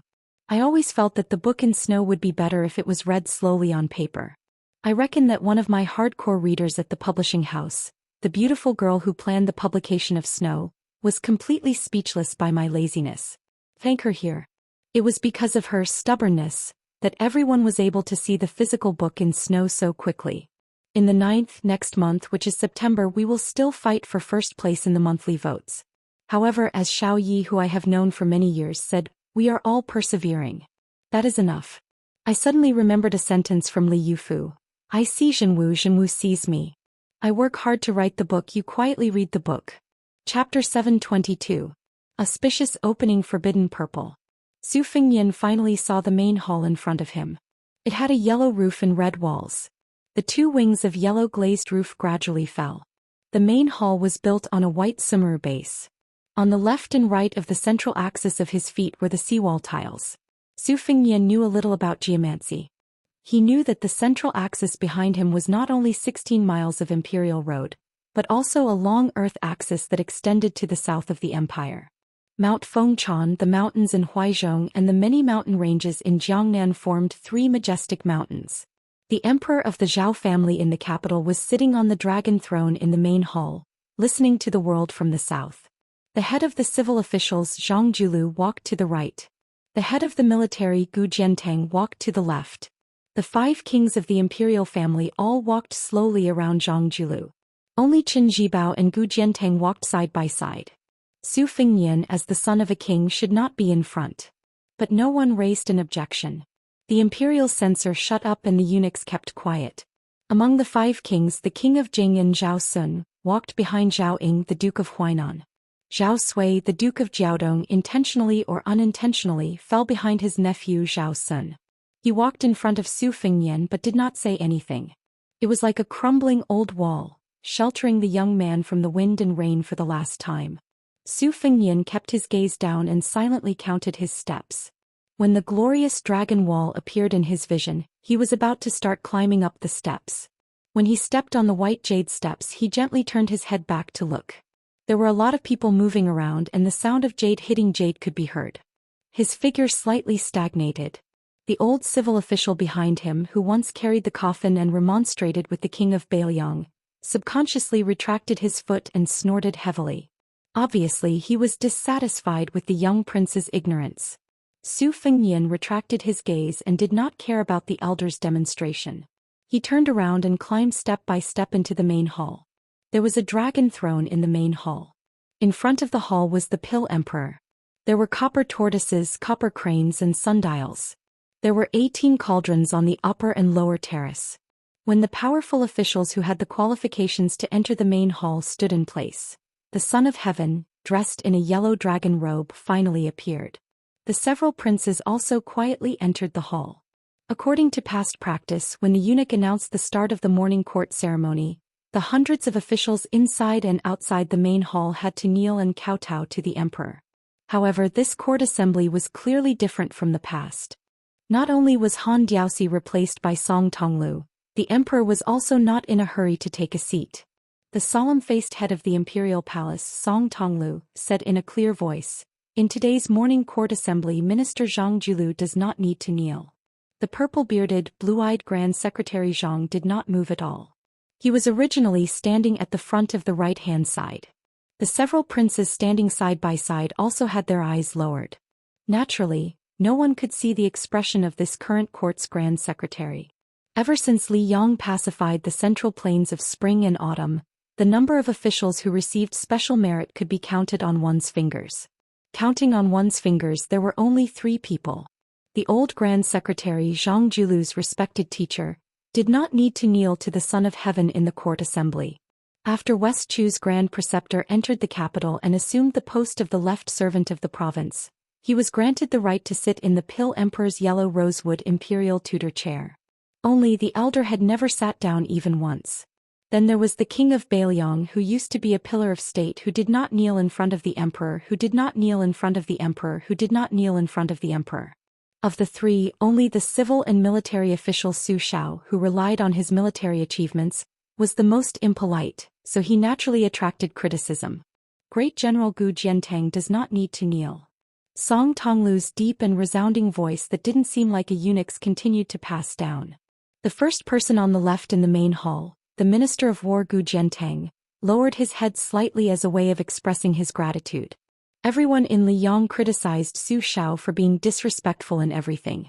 Most of them also felt sorry that this great general, who was also an important official with meritorious service during the spring and autumn period, could not fulfill his ambitions and was trapped in the post of Minister of War for 18 years. Only in recent years did he rush to the northern border. Everyone in the court felt that the Son of Heaven was wise. With Gu Jiantang guarding the northern gate of the capital, Li Yong could naturally rest easy without worry. However, nowadays, there were constantly rumors coming out of the capital's prestigious mansions that great General Gu was about to step down from his post as Minister of War. This made many people start to mutter again, hoping that Minister Gu's military power would not be taken away as well. Now that the military town at the northern border had just improved slightly, could it be that they were going to burn the bridge after crossing the river? That would be killing the donkey after it had outlived its usefulness. War Saint Qin Jibao does not need to kneel. In the future, during the court assembly, Qin Jibao may enter the hall in civilian clothes and with a sword at his side. Qin Jibao's face was expressionless. However, the pillars of the court all sucked in a breath of cold air. Some of the younger officials, perhaps because they had heard the older generation talk about how the current emperor regarded and respected the little butcher, most of them did not think much of it. Today they had thoroughly experienced it. Qin Jibao currently did not have the title of king or an official position. Fine, then he would directly confer the title of War Saint in front of the court officials. These 2 words carried even more weight than not kneeling in front of the emperor. It was clear that Qin Jibao's position in Liyang, which unified the spring and autumn period, was almost equivalent to one of the spring and autumn period's 13 armors, Yi Baikue to West Chu. Previously, when the 5 kings entered the capital, the emperor did not give them any special treatment. Only when a white horse in white clothes and plum wine from West Chu entered the capital, the emperor personally came out of the palace to welcome them. Now he even wore civilian clothes and had a sword at his side to attend the court assembly, becoming the 4th person after Su Zhao's old Grand Secretary Sun Shiji. Qin Jibao's special honor could be said to be at the peak of perfection. Yanqi King Zhaobing does not need to kneel. The king of Yan lowered his head and said softly, "Thank you for your grace." The Imperial College's left chancellor Huanwen does not kneel. The wizened old man Huanwen gave a carefree smile and calmly accepted it. Huanwen was an anomaly in the Liang imperial court. He was famous for not fighting. Not fighting once was nothing, but Huanwen had not fought for more than half his life. Back then, among the old Grand Secretary's favorite students, Huanwen's poetic talent was publicly acknowledged to be above Zhang Julu's. Before the old Grand Secretary passed away, Kuenyan alone entered the Hanlin Academy as the Yellow Gatekeeper. It was said that it was Huanwen who gave the position to Bai Yan while he sneaked out of the capital and became a small foreign official, slowly climbing up the ranks without arrogance or impetuousness. Afterwards, when he returned to the capital to resume his post, the emperor originally intended for him to enter either the Ministry of Personnel or the Ministry of Rights. However, at that time, those two third-rank high positions just happened to be his close old friends. As a result, Huanwen ran off to the Imperial College to serve as the chancellor. Behind closed doors he wholeheartedly studied knowledge. When it came to the Imperial Court's important officials, their reputation was high and they could be mentioned on equal terms with Huanwen. However, in their later years this old man Song's son and the current Minister of Rights, Lu Daolin, were just a few people. Xiongzhou's Yao Baifeng does not kneel. Chapter 723. A scholarly old man at the back bowed slightly in return, neither servile nor overbearing. Yao Baifeng had always been a free and unfettered scholar in the Liang dynasty. He himself was a first-rate Confucian scholar, one of the 5 heroes of the Yao school. His reputation was no less than the 3 heroes of the Song school. He even used his home school to contend with the private school of Qianglong of the Inxue Palace. When Zhang Julu was young he had asked Master Yao many times. When Bai Yan turned 20 he carried his books and traveled to study. The first place he went was the Wenji building of the Yao family in Xiongzhou. Yao Baifeng devoted his life to transforming the essence of Confucianism into national studies. He had students all over the world. Yao Baifeng's trip to the capital to meet the emperor would not have been so quiet, if it were not for the fact that the 5 kings had gathered and Qin Jibao had come alone, which was too eye-catching. The crown prince of Beiliang, Su Fengnian, will not kneel. When head eunuch Song Tonglu said this, the hall was finally in an uproar. Most of the officials standing side by side looked at each other. But the next sentence was even more shocking. He can enter the palace with a Beiliang sword, and he can enter and leave the palace at will in casual clothes. Countless officials sighed in their hearts. The court was building momentum for this little bastard to succeed the king of Beiliang in the future. What a Beiliang! Zhang Julu, Gu Jiantang, Zhaobing, Huanwen, and Yao Baifeng didn't kneel in today's court assembly. In the future they probably wouldn't receive this treatment. Qin Jibao and Su Fengnian, who were also from Beiliang, didn't kneel in the future. One could already enter the palace with a sword, while the other could enter the palace with a sword. This meant that as long as the two didn't commit any major crimes, this honor would continue to be passed down. Every time they participated in a court assembly, they would have more indescribable glory. As for Qin Jibao, who was personally praised by the emperor as the white-clothed war immortal, the officials in the hall were already mentally prepared. As for Yao Baifeng, he was a renowned scholar. It was reasonable that he didn't kneel even once. But this Beiliang heir Su Fengnian, what virtue and ability did he have? Some officials who hated Beiliang and feared the butchers glanced sideways at the young man whose hair was as white as an old man's. They all silently cursed in their hearts. Since his hair was already white, he might as well die. Beiliang's white-haired people sending off their own white-haired people. That was truly a joyous occasion for the entire country to celebrate. 7 people who didn't kneel, there was no one else who didn't kneel. After the head eunuch spoke, the thousands of people inside and outside the hall slowly knelt down. Like a tide, they quickly rushed from south to north. Not to mention the officials in the square who couldn't see the emperor's dragon face. After the 300 officials kneeled on the wide steps in the hall, they could only see the emperor's feet on the dragon throne. Among the 7 people who didn't kneel, most of them, including Yao Baifeng and the others, had their heads bowed. The old man Huanwen looked left and right. In the eyes of this old man, who was jokingly called Tantanon, Qin Jibao, who was no longer wearing white, was handsome and dignified. He was truly a strange man who would stand out wherever he went. Huan Wen had a good impression of this young man who had enjoyed wealth early on. In his heart he had long placed him in the first line with the Minister of War, Gu Jiantang.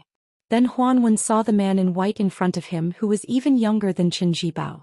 Of course there was a world of difference between the two. When the white-clothed war sage entered the city with plum wine, thousands of people turned out to greet him. The emperor himself came. The difference between the white-clothed war sage and the white-haired emperor standing in front of him was like heaven and earth. It was said that even the officials of the Ministry of Rites wanted to see him, which made the Ministry of Rites very angry. If it weren't for the fact that the minister Lu Daolin was related to the Su family by marriage, they would have already cursed him in the office. Huan Wen almost couldn't hold back his laughter. He didn't know whether this kid was stupid or calm. Right now he was looking up at the Xianyuan mirror hanging in the middle of the main hall. Huan Wen followed his gaze and looked up. Huan Wen was a learned man who knew everything in the literary world. Not only did he know that the place where Su Fingyan was looking at was a peachwood talisman, he even knew the Fu characters on both sides of the talisman. The Liang dynasty originally emphasized both Taoism and Buddhism. Taoism came first and Buddhism came second. Therefore, the hall-suppressing peach talisman was a combination of Buddhism and Taoism. On the front side was the Taoism, 3 pure secret arts suppressing country suppressing talisman, and the Tai Chi talisman. On the back side was the Dharma suppressing 8 characters mantra heart sutra written by a Buddha of the 2 Zen temples, as well as the 8 treasures umbrella cover mantra and Guanyin mantra. However, in Huan Wen's opinion, since the Buddha annihilation had begun, the hall-suppressing talisman should be replaced with a new one like the memorial archway. Huan Wen stared at the back of the young man in a daze, pondering over some unknown meaning. Yang Taisui, the sickly tiger, felt guilty about the white clothes case in the capital. Over the years his state deteriorated day by day. He couldn't stop Prime Minister Qingxi Zhao Danping from gaining power day by day. He only hoped that he could quietly establish a cornerstone in the Buddha annihilation torrent that couldn't be stopped by a mantis trying to stop a chariot. However, man proposes, God disposes, and he died outside Jiang'a. With his death, the holy monk of the dragon tree passed away in Beimeng, and Li Dongxin was unwilling to leave the 2 Zen temples. Buddhism was doomed to be bleak. Huan Wen was one of the few scholars who bluntly advocated the unification of the 3 religions. Unfortunately, on this matter, Old Man Huan also knew Green Eye's difficulties, so he didn't want to add more trouble to the Grand Secretary. The Emperor interrupted Huan Wen's thoughts with a shout, "Rise, all my beloved officials." Huan Wen collected some of his emotions and began to close his eyes to rest and nap. The old man had already known about the shocking news from the morning court, so there was no need to talk about expectations. Although he was also involved, Huan Wen had long been accustomed to the mandate of heaven, so he didn't find it strange. Today no one dared to be tactless and talk too much. They could only listen attentively. Imperial edicts were issued one after another. Looking at the expressions of the civil and military officials, one could tell that there would soon be an aggressive shaking of the court and the common people. Promote the left chancellor of the Imperial College Huan Wen to the left push of the province and be conferred the title of Grand Secretary of the Wen Ting. Promote Yao Baifeng to the left chancellor of the Imperial College. Promote Jean Lanting to the right chancellor of the Imperial College. Gu Jiantang will be relieved of his post as Minister of War and be conferred the title of Great Pillar State, in charge of the military and politics of the northern region. Promote Lu Xingxiang to the Assistant Minister of War. Confer Yan Jieshi to the Grand Secretary of the Dongyuan Pavilion. The last imperial edict was, Qin Jibao is in charge of the Minister of War. In the future, if there is an external post, he can also lead the Ministry of War. At this point, Qin Jibao turned his head and looked to the right. It just so happened that someone was looking to the left. On the dragon throne, the emperor had a playful look in his eyes. Chapter 724. The court session was dismissed with a light sentence. Nothing happened in the hall, but the entire dynasty was in a storm. Any single promotion today would be enough to make the capital talk about it for months to half a year. But once it happened, it was easy to make people dumbfounded. Hundreds of court officials stood up and slowly walked out of the hall. Most of the old people went to congratulate Huan Wen, grandfather Huan, who had been transferred to become the left servant of the province. Regarding Tantanon's promotion, it could be said that they were happy to hear about it. No one was jealous. Some of the younger and more popular court officials flocked to Jean Lanting, calling him brother. It was very lively.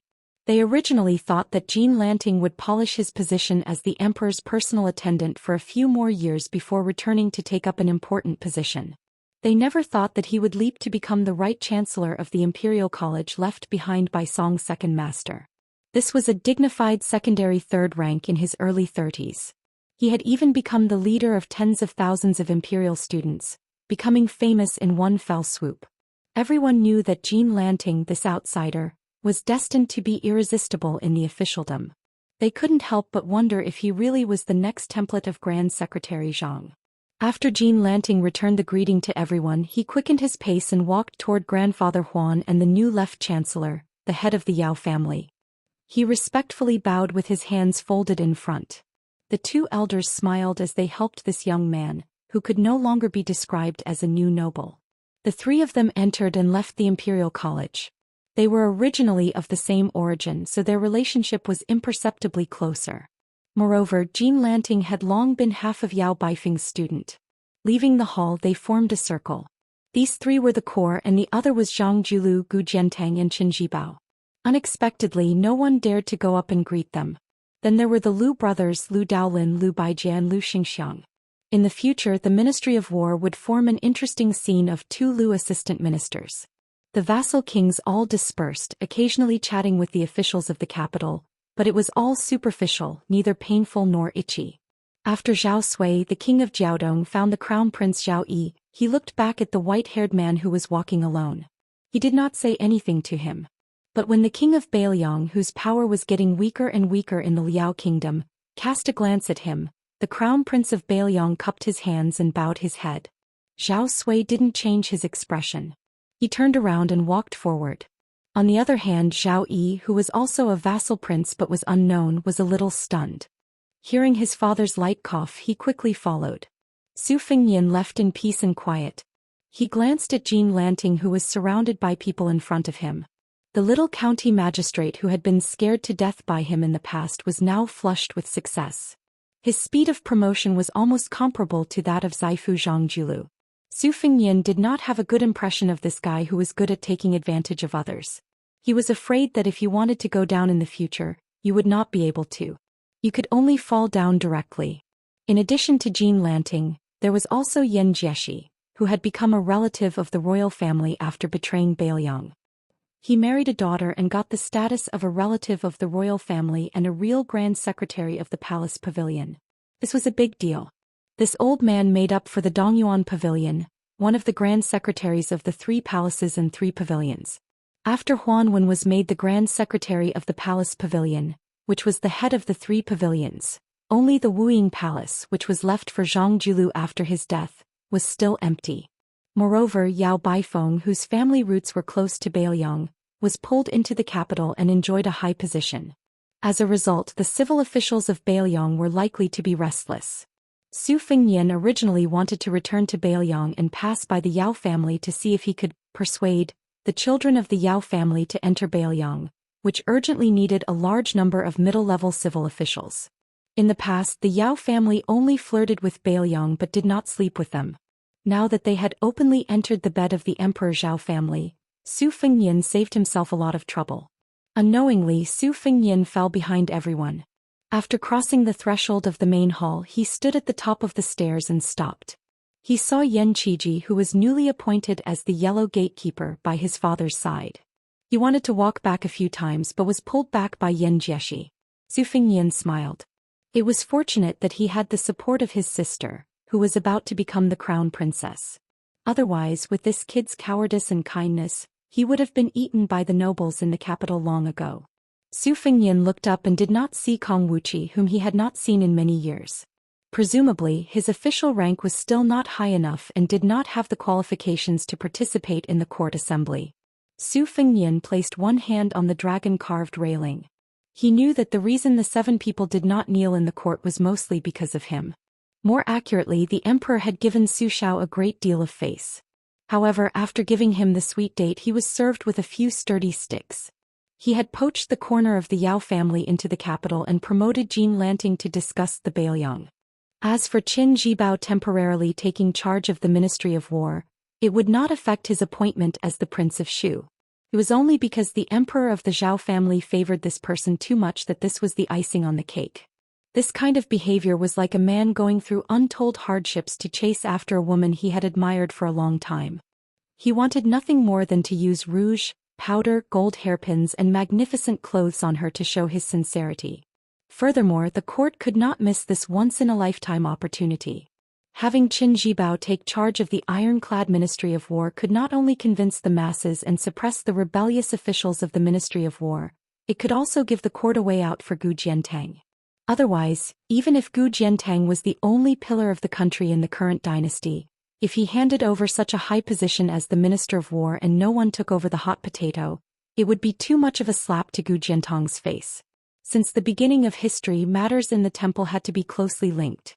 Su Fengnian pressed down on the Bailiang knife at his waist and said to himself with a smile, "Master, no wonder you said there are two magic weapons in the temple, a knife and a sword. The knife that hides a knife in the sleeve and the sword that hides a knife in the belly." Chapter 725. Su Fengnian walked down the steps and turned back to look at the eaves of the main hall. Back then, 3 people had been drinking and singing on the roof. There were a few eunuchs walking back and forth in the square, sweeping the ground and picking up the lost jade pendants of a few careless officials. When they saw the man in the white robe walking out of the imperial city gate, they were all a little afraid. No matter how bad his reputation was, he was still a lord who carried a knife to the morning court. He was not someone they could provoke or make fun of. Moreover, even a fool knew that after Qin Jibao left Bailiang, there was no doubt who would become the king of Bailiang. After Su Fengnian walked out of the gate, he saw the bright red robe that was obviously waiting for him. Many officials deliberately stopped at a distance, waiting to see a good show. Qin Jibao had gone to Shu alone and then entered the capital alone. Everyone would only feel that no matter how much power this new Minister of War had, it was not rude at all. Even the butcher and 300,000 cavalrymen couldn't help Su Fengnian. Everyone thought that if this guy could become the emperor's son-in-law as soon as possible, everything would be over. After Su Fengnian came closer, the two walked side by side under the wall. Su Fengnian laughed softly and asked, "Last time when you went to Shu, I didn't have time to see you off. You don't blame me, do you?" Qin Jibao said gently, "It's okay. When you become the king of Bailiang, I may not be able to attend the ceremony. We don't owe each other anything." Su Fengnian laughed it off. Qin Jibao was no longer wearing white robes. The white-haired man beside him was wearing a white robe. It was hard to predict the future. After leaving Bailiang, Qin Jibao, who turned into a dragon in the wind and rain, said indifferently, "If you do well, Bailiang's crown prince, are you confident that you can be the king of Bailiang?" Su Fengnian asked, "If I can't do it, are you going to do it?" Qin Jibao turned to look at the heir of Bailiang, whom he hadn't interacted much with. He smiled and said, "Your temperament is indeed like that of a general." Su Fengnian went straight to the point and asked, "How many years did you serve as the Minister of War before you went to Shu to be conferred the title of king? When the time comes, will you still lead the Ministry of War?" Although they were mortal enemies, Qin Jibao was very open and candid. He calmly said, "First you'll be conferred the title of king, but you won't just be a vassal for a year or two. Then you'll be conferred the title of king and you'll have to violate the rules and lead the Ministry of War for a year or two. Therefore you still have a few years to accumulate your strength. However, by the time I run out of patience, Beimang will be marching south on a large scale. At that time you will be attacked from both front and rear. If you still can't conquer the western regions, then you will have to wait for the resources that the Supreme General has accumulated to be exhausted. However, I can tell you clearly that as long as we fail to defend our business, the Su family will have no choice but to flee to the western regions. At that time I will definitely be the first to kill you. If you die in the plum wine, at least you will live up to your status. It will be better than being assassinated by the imperial court." Su Fengnian slid his hand across the city wall and didn't say anything. The heir of Bailiang, who was known to be glib-tongued, was a man of few words. Instead, it was the usually serious Qin Jibao who spoke more. "I've waited for so many years, but you didn't die in an unexpected disaster. I don't mind waiting a few more years for you to die in the struggle between the two dynasties. Bailiang's 300,000 cavalrymen belong to my adoptive father. As his former adoptive son, I don't dare to fight for them. However, You are someone who hasn't even experienced the spring and autumn war. It's not that you are good at hiding your strength and biding your time, and it's not that you can easily obtain them just by hiding your strength and biding your time. There are many things under the heavens that are right and proper. Unfortunately, this is not one of them. Su Fengnian touched the cool wall with his fingers and said calmly, I'll wait for you. Qin Jibao smiled gently and turned to leave. There was no cursing or fighting. This greatly disappointed the spectating officials. They all hurriedly dispersed to avoid falling into the eyes of the new Minister of War and bearing a grudge. Su Fengnian continued to walk along the base of the wall. Then he met the disguised Princess Suizhu. She was waiting for him. Then without any surprise she said mockingly, It's scary to compare goods. When the two of you stand together, the difference is like the difference between the clouds and the mud. Even I feel embarrassed for you. Su Fengnian said bluntly, You really can't change a dog's habit of eating shit. Princess Suizhu flew into a rage. Surnamed Su, I dare you to say that again. Su Fengnian suddenly pointed at the top of the wall. Look, there's another sparrow. Princess Suizhu walked over and was kicked by Su Fengnian. In the end she was the one who was hurt. On the way back to the palace after leaving Maui Post House, Zhang Huan, a member of the imperial family of the fallen Dongyue, said that the heir of Bailiang was good at martial arts. However, Zhao Fengya, who was stubborn, was unwilling to believe it. Su Fengnian boldly reached out and pinched her delicate nose, covering the dots of freckles. He joked, You finally look better now. Zhao Fengya bared her fangs and brandished her claws. After Su Fengnian let go, he said recklessly, Don't try to seduce me again and again. I can't marry you. Do you want to marry into Bailiang and become a princess? Zhao Fengya spat and said aggressively, Look in the mirror and see what you're like. Su Fengnian narrowed his eyes and said with a smile, Be careful that you don't marry Qin Jibao. Princess Suizhu was stunned for a moment. Then her limpid eyes overflowed with unconcealable fear and panic. Su Fengnian turned and walked away saying, I was just saying. But I always jinx it. Zhao Fengya caught up and punched Su Fengnian hard in the back.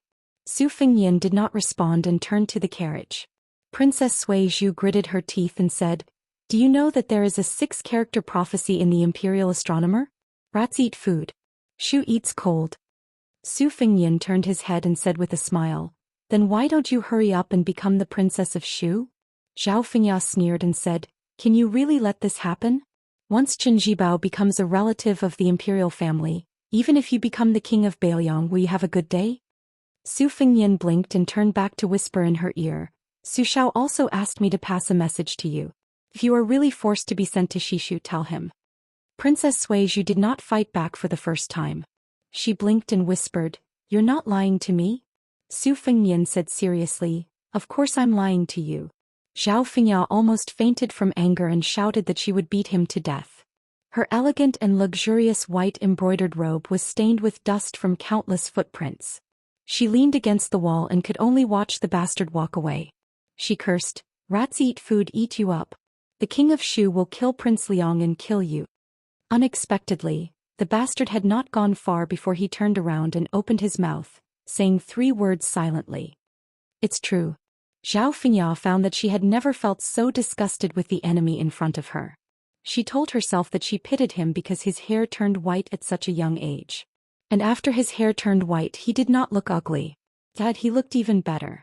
Zhao Fengya wrinkled her nose and squatted along the wall in a daze. She wanted to cry and laugh. Chapter 726. If you want everyone in the world to know you, it's simple. Impeach the butcher. If you want to become famous in the capital overnight, it's simple. Scold the king of Bailiang. Jean Lanting, who had risen to the center of the imperial court, was undoubtedly the best example. There were 2 memorial arches outside the imperial city. After the court session ended, the military officials entered the Zhenwu memorial arches, while the civil officials entered the Zhenwu memorial arches in an orderly manner. They each went to the yamen to deal with the affairs of the imperial court, but they soon returned. Other than a few big shots in the capital who sat calmly on the fishing platform, ignoring the disturbance on the central axis of the imperial road, even a large number of disciples turned their horses around because there was a big show to watch. The imperial college's students first blocked the path of the white-haired man with a sword, then 100 people, 1,000 people surging like carps crossing the river. Jean Lanting, who would enter the Imperial College the next day, was as steady as a rock.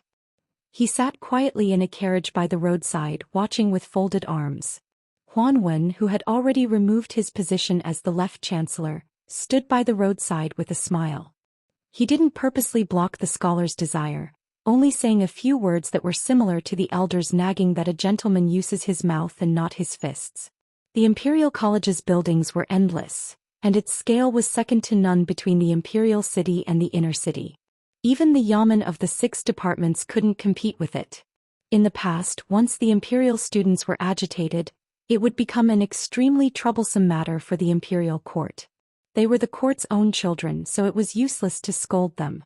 Among the Imperial students, there were many scholars who were well-read and eloquent, so it was even more difficult to scold them. The Imperial College had already vaguely surpassed the scholars' group of Gangnam-do, becoming the place of fish and dragons that produced the largest number of court officials in Liang. Not to mention the capital, even the entire Liang Imperial Court had never seen such an interesting confrontation. Thousands of Imperial College students gathered on the Royal Road. They were all the future pillars of the country. If nothing unexpected happened, the outstanding ones among them would become the mainstays of Liang. Moreover, the number of people didn't decrease but increased instead. The formation was getting stronger and stronger, occupying all the angels. Naturally, their momentum was like a rainbow. In the Imperial College, there were many heavenly strategy chancellors who couldn't persuade these proud students who came from rich and poor families. What's more, they couldn't be said to have spared no effort in persuading them. Most of them were still happy to see them succeed. It was only because of their duty to supervise, impart knowledge and preach Tao that they lazily mentioned it. A few chancellors who didn't care about trifles and liked to mingle with the students of the Imperial College even joked that they would go to a certain street in the capital to buy some food to satisfy their cravings when they were free.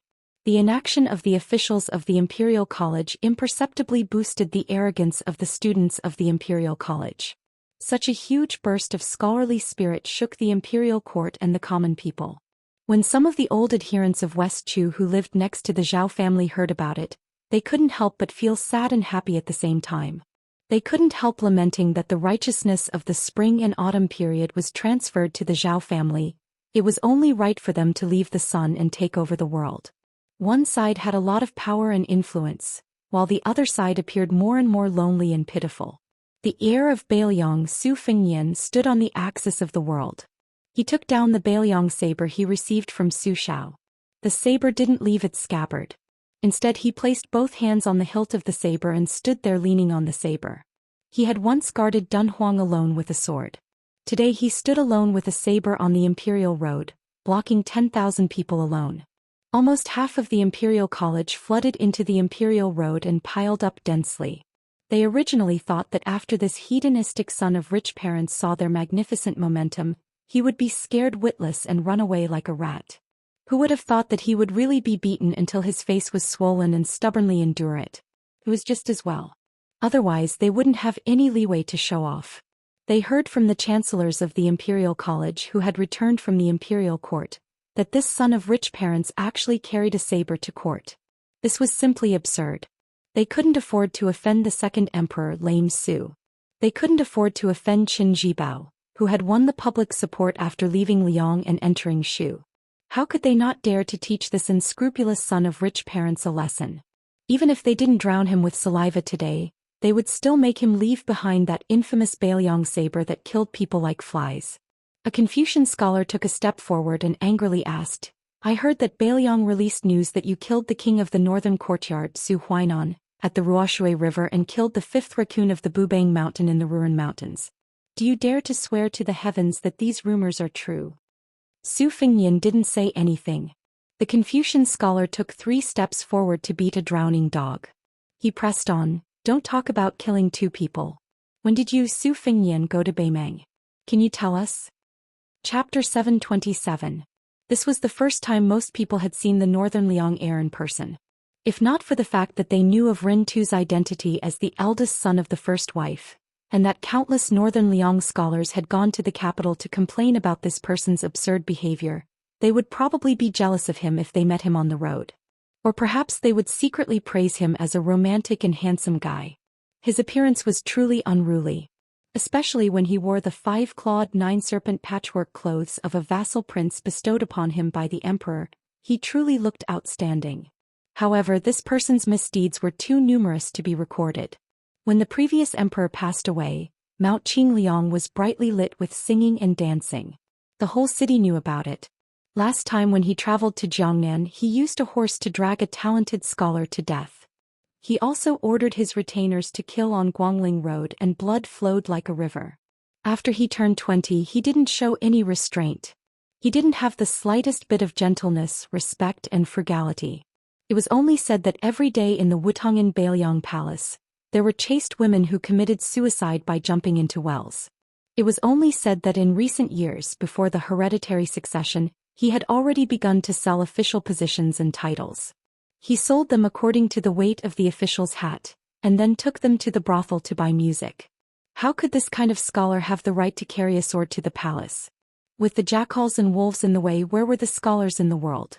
The Confucian scholar, who had always been known as an invincible contestant in the Imperial College, didn't show the slightest bit of fear because of the white-haired man's bravado. He only thought it was funny. This was the capital under the emperor's feet. How could it allow an empty-bellied foreigner to come here and show off his power? The Confucian scholar took 3 heavy steps forward again. His scholarly demeanor that didn't fear power was admirable. The ever-thickening formation behind him also took 3 steps forward. The sound was dull. Those martial artists who only knew how to fight for power in the spring and autumn period sank the land of Shenzhou. We scholars will pull back the land of Shenzhou and raise the 5 mountains. The Confucian scholar only felt that the righteousness in his chest was about to shoot up to the sky. He raised his arm and pointed at the silent man in white. He said sternly, "The Emperor of Great Qin sat on the peak of the world's power, but he was still controlled by ordinary people. How can I, Liang, follow in his footsteps? The imperial court respects you, Bailiang, everywhere. When has Bailiang ever respected the imperial court? The heavenly calamity is a vile character, allowing him to succeed." Bailiang's saber quietly sank an inch into the ground. Su Fengnian smiled indifferently and said, "A gentleman should not be so harsh." His voice wasn't loud, but it was heard clearly by Imperial Dao. A few knowledgeable people immediately looked at him in a new light. The Confucian scholar sneered, "The word, gentleman, coming out of your mouth is the biggest joke in the world. Su Fengnian, since you're unwilling to answer my 2 questions, I'll ask you again. Do you want to know the crimes you've committed in Bailiang over the years?" As expected, the nearly 10,000 students of the Imperial College saw that this fellow was speechless. They didn't dare to say anything, let alone have the courage to refute. Jean Lanting lifted the carriage's curtain, the corners of his lips curling into a cold smile. 30 years in the east, 30 years in the west. Even you, Su Fengnian, have a day like this. Back then in Bailiang, you made me suffer such humiliation, so you deserve to be despised by tens of thousands of people. When I enter the Imperial College, I'm going to make you, Su Fengnian and Su Shao, father and son, have their names tarnished in the history books, going down in infamy for thousands of years. In the future, when I, third young Master Jean, also have students all over the court like Grand Secretary Zhang, when I go write history books, I'll definitely make you 2 into traitors. Old Master Huan wasn't tall, so he could only pick up a stone stool to stand on and stretch his neck to look over. No one would think that this old man was rejoicing in other people's misfortune. They only felt that Chancellor Huan was just as witty and wise as before. Even the students of the Imperial College who had just entered the Imperial College looked down on that Bailiang heir, feeling that they were a cut above him. Why would Tantanon and Huanwen need to be concerned? However, looking at old Master Huan's smiling face, outsiders didn't know what this old man, who had been in the officialdom for a long time, was truly thinking. Bailiang's blade had already sunk 3 suan into the ground. Su Fengnian's hands were only holding the blade's hilt. The Confucian scholar seemed to have received help from the heavens. Even though he was still a scholar without the status of an official, his aura was astonishing. He continued forward until he was less than 100 steps away from that Bailiang heir. Just as he was about to speak again about the teachings of the saints and the words of morality, he didn't expect that the white-haired heir who was pretending to be deaf and mute would actually take the initiative to speak up. "I'm afraid the nail won't go deep, I'm afraid the nail won't come out."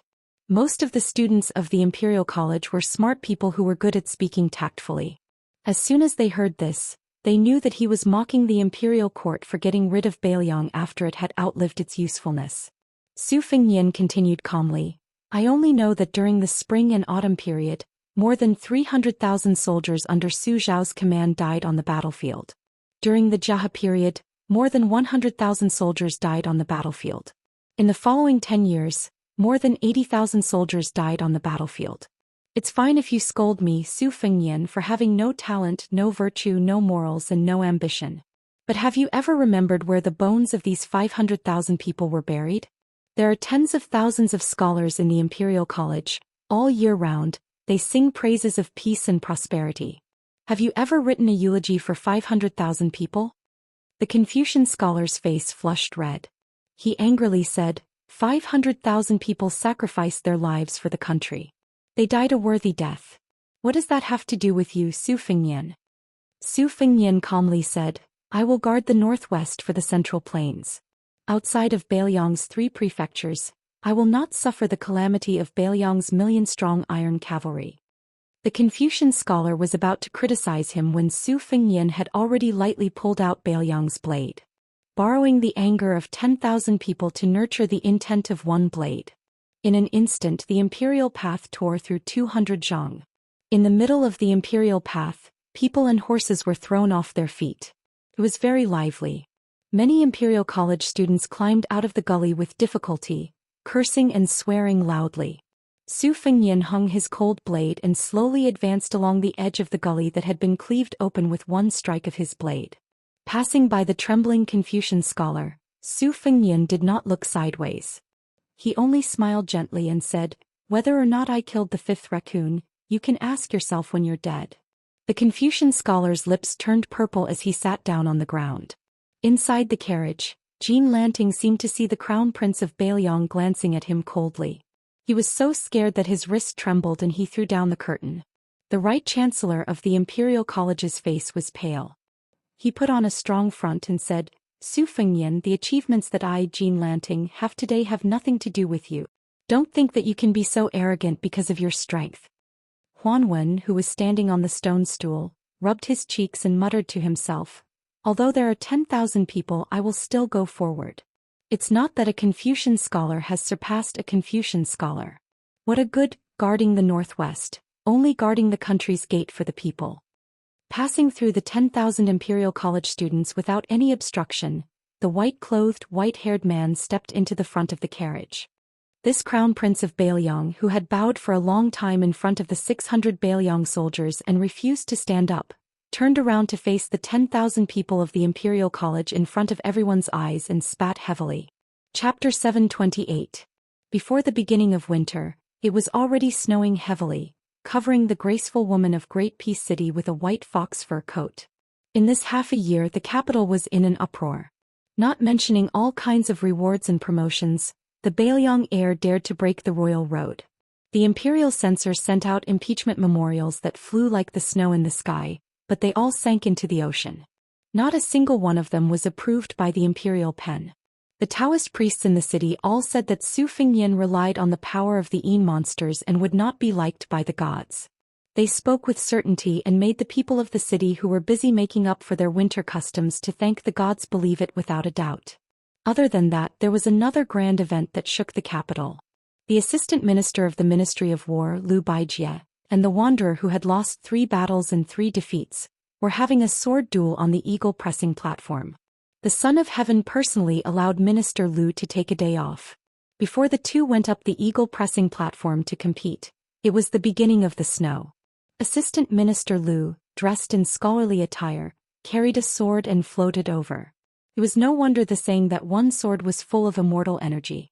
Some of the people in the capital who originally thought this member of the Jiangnan Liu family was not qualified to be an official of the Ministry of War were also impressed by the elegance of Liu Baijie, who had yet to use his sword. Then it was the sloppy swordsman that went up the platform.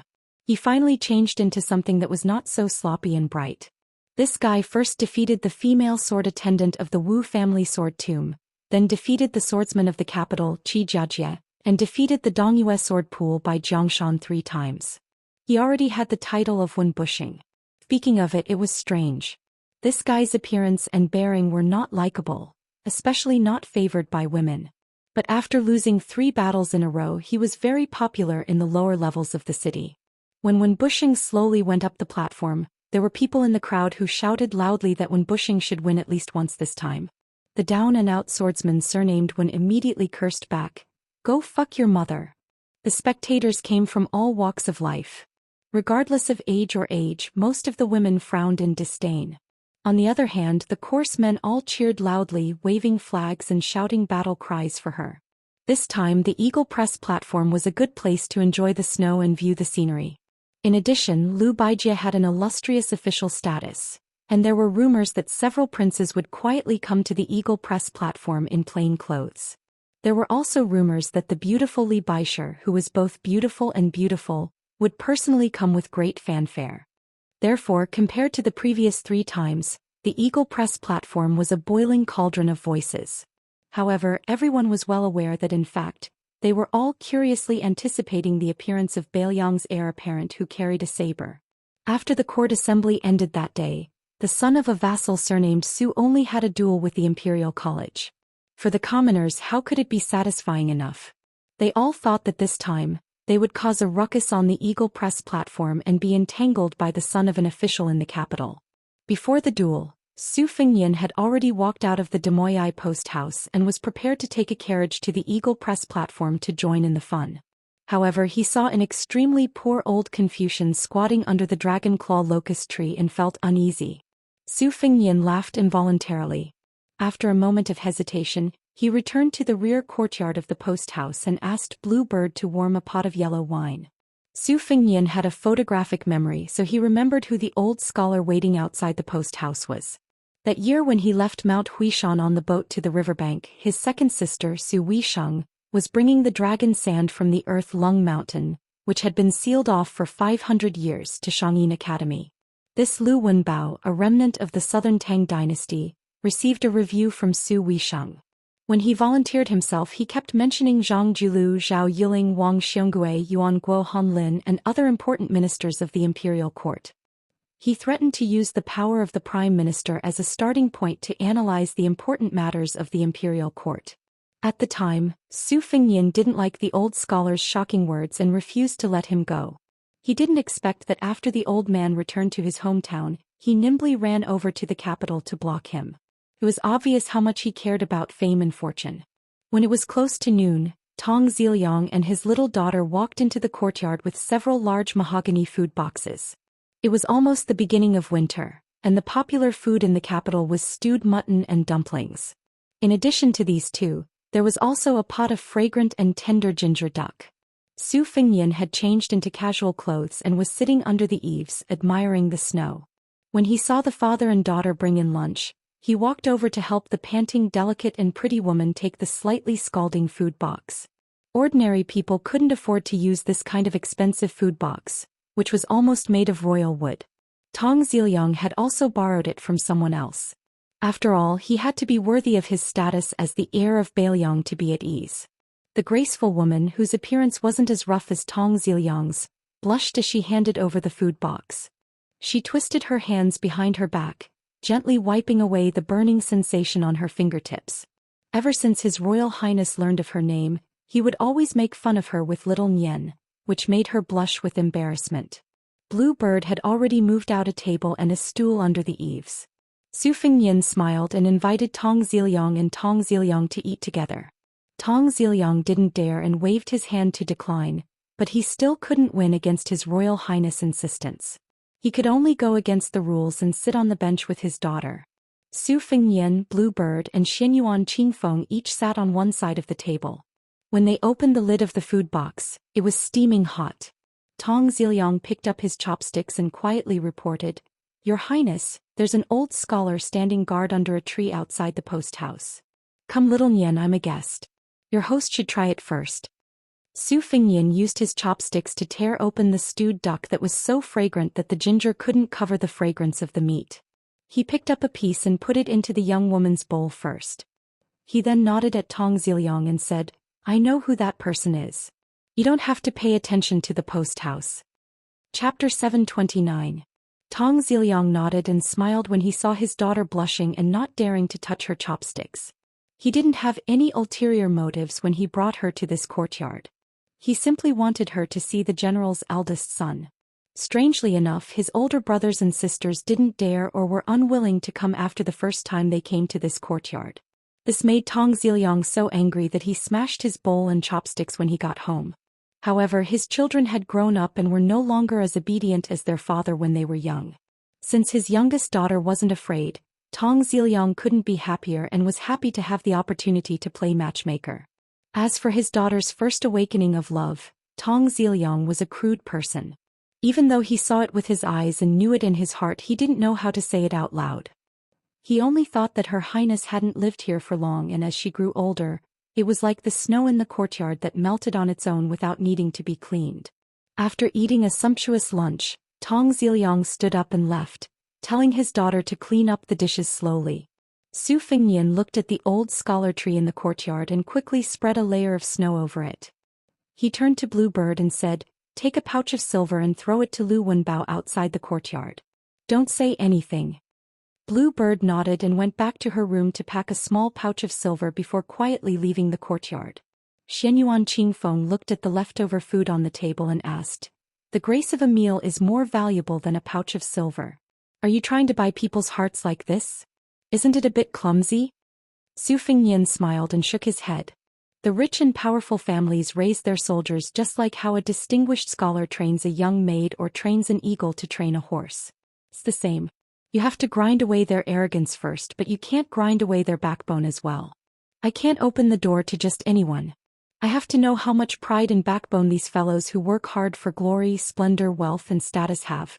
If Lu Wenbao threw down the silver and left in a rage, not forgetting to curse me for not knowing what's good for him before he left, then that would be his pride and backbone. This kind of pedantic scholar deserves to never be able to make a name for himself. But if he accepted the money, groveled and begged Bluebird to see me, and boasted about how much real talent he had, I really wouldn't care. Beiliang had no need of people who wrote splendid essays and sang praises of virtue. In that barren land, a life of rigid study would not last long, and a crafty scholar would be of no use to Beiliang. Let's bet and see what kind of attitude this Lu Wenbao has. How about 100 taels of gold? When Xiao Chong, who had been listening intently, heard the price of 100 taels of gold, his jaw dropped. He was so shocked that he couldn't speak. Xianyuan Qingfeng sneered. "Sure. I bet this rotten old scholar won't even take the food given to him. He'll ignore it and continue to wait in the snow." Su Fengnian shook his head and said, "Then I bet that he will take the money and continue to wait for me to change my mind." Bluebird quickly walked back and said softly, "Lu Wenbao accepted the money and said that he would first go back to fill his stomach and buy a warm mink fur coat before coming back to wait for you. Before he left, he even asked me if there were any leftovers in the post house. If there were, he could just save some expenses." Xiao Chong covered his mouth and laughed. Xianyuan Qingfeng clicked his tongue and said, "This old man's skin is really thick. Birds of a feather flock together with you. In the future there's an 80% chance you'll have a good chat." Su Fengnian laughed and said, "Even if we don't win or lose, let's do it. How about we make another bet? We'll add another 100 taels to the bet. Let's bet on how many days this Lu Wenbao will wait. Of course, that's if I ignore him before then." Xianyuan Qingfeng said calmly, "Then I'll have to know how many days you'll stay in the capital." Without waiting for Su Fengnian to reply, she said confidently, "I bet that the old man will wait for as long as you stay in the capital." Su Fengnian stood up and stretched out his hand to catch the cold snowflakes. "I hope I lose. 200 taels of gold for a true scholar. Beiliang won't lose out." Su Fengnian stood under the eaves and stretched out his hand to catch the snow. Unknowingly, he caught a handful of snow. The girl, who was also a young girl, watched without blinking. When he turned around to ask her, she was completely unaware. Xianyuan Qingfeng chose a rattan chair and lay down. He held his forehead and looked at the snow while swaying. Su Fengnian waved his hand in front of the sweet-tempered girl with a warm expression. She finally came back to her senses. She was so ashamed that she wanted to hide in the snow. Su Fengnian knew that she was thin-skinned and was completely different from the one lying on the chair beside him. He repeated, "I heard that you learned the Guqin. Can you lend it to me?" She bit her lip and nodded. "I'll go get it for you." Su Fengnian smiled warmly. "It doesn't matter if you walk a little slower. Although the girl nodded vigorously, she still turned around and ran away. It was obvious that she didn't listen to him. Xianyuan Qingfeng twitched the corner of his mouth and slowly said, "Infatuated." The girl ran quickly with the guqin. When she took off the cloth, her fingers were still trembling. Su Fengyan thanked her and took the new guqin that wasn't very valuable. With a wave of his sleeve, the 12 flying swords hovered in the air and formed the guqin. Su Fengyan closed his eyes and hung his arms in the air. He wasn't in a hurry to play the guqin. Beiliang had millions of households. How many of them were wrapped in iron clothes and withered bones? Listen to who's beating the beauty drum and see who's the butcher of the Yang realm. Who can sleep with the stars in the sky? Su Fengyan lowered his head. His eyes were red and his lips were trembling. He suddenly hit the guqin with one hand. Knock. It was a brilliant Beiliang spirit-suppressing song. The sound of the guqin in the snow was like the thunderous hooves of the Beiliang cavalry. An old Confucian scholar was squatting under the dragon claw locust tree in the Dima Wei Inn. He bought an old mink fur coat from a pawn shop and was stuffing meat buns into his mouth. After hearing the guqin, he slowly stopped wolfing down the food and leaned against the cold old locust tree. He closed his eyes and softly said, "How nice it would be to have a pot of green ants." Chapter 730. In a secluded courtyard, the swordsman Cui Hua, who liked to close her eyes when she was not pickling pickled vegetables, stood under the eaves to admire the snow. The green-clothed swordsman Wu Luding squatted on the steps, waiting for the bastard to return from the sword competition. In the midst of the snowstorm, the wanderer who had used his silver to exchange for a set of clean clothes pushed open the door and entered in a sloppy manner. After entering, he patted the snow off his shoulders. Wu Luding touched on a sore spot and asked, "When bushing you lost again?" The wooden sword Wen Hua, who had an additional sword at his waist, glared at him and said, "What are you talking about? 6 fats, you're just a man who lives off a woman. If you don't have Cui Hua and pickled vegetables, see if I don't cut you to death." The Wu family's sword crown, who had no objection to this, said with a smile, "Oh, where did you pick up this sword? Look at it, it's not vague at all. Let me take a look." Wen Hua said carelessly, "My sword is my little wife. Can you touch it as you please?" The corner of Cui Hua's mouth curled up. Wu Luding, who had a frivolous temperament, clicked his tongue and said, "Then this time you brought back a new wife. Aren't you afraid that you'll like the new and dislike the old, and that your old wife will be jealous?" Wen Hua slapped the wooden sword. "Nonsense. I've always liked the new and not the old. No, I like the old and not the new. The name of this new sword is very big. If I tell you, I'm afraid you'll be scared to death. Although it's a good sword, compared to this wooden sword of mine that has been with me for more than 10 years, it's still lacking." In the end, Wen Bushing did not disappoint. He was still unable to win the sword duel. However, this time, compared to the previous 3 defeats, it was a draw. Afterwards, Tangxi Sword Immortal even gifted the ancient sword Bashio to him. That brother did not hesitate and hung it on his waist without saying anything. The people of the capital were all used to this guy's indecent behavior of pulling out his pants in front of a sword duel. When he competed with Qi Jiajie in the sword duel, it was even more immoral. Qi Jiajie, who had been the #1 swordsman of the capital for many years, was just about to return the favor when Bushing began to shout that he would not fight anymore. Then, without saying anything, he ran away like a wisp of smoke. Not to mention the people of Jianghu who were watching the duel were dumbfounded. Even Qi Jiajie himself did not know whether to laugh or cry. He was so shocked by the 2 swords that he broke out in cold sweat. After painstakingly withstanding the 2 swords that were both outstanding in terms of sword force and sword intent, he saw that kid run away without saying anything. The commoners who were watching the duel all laughed and booed. Wu Luding glanced at Liu Baijia's Bashio sword and said with a smile, "Tens of thousands of wooden swords can't be exchanged for a sword forged from Tangxi sword furnace. Falling into your hands, you've really met the wrong person." Poor Bashio, winking at a blind person.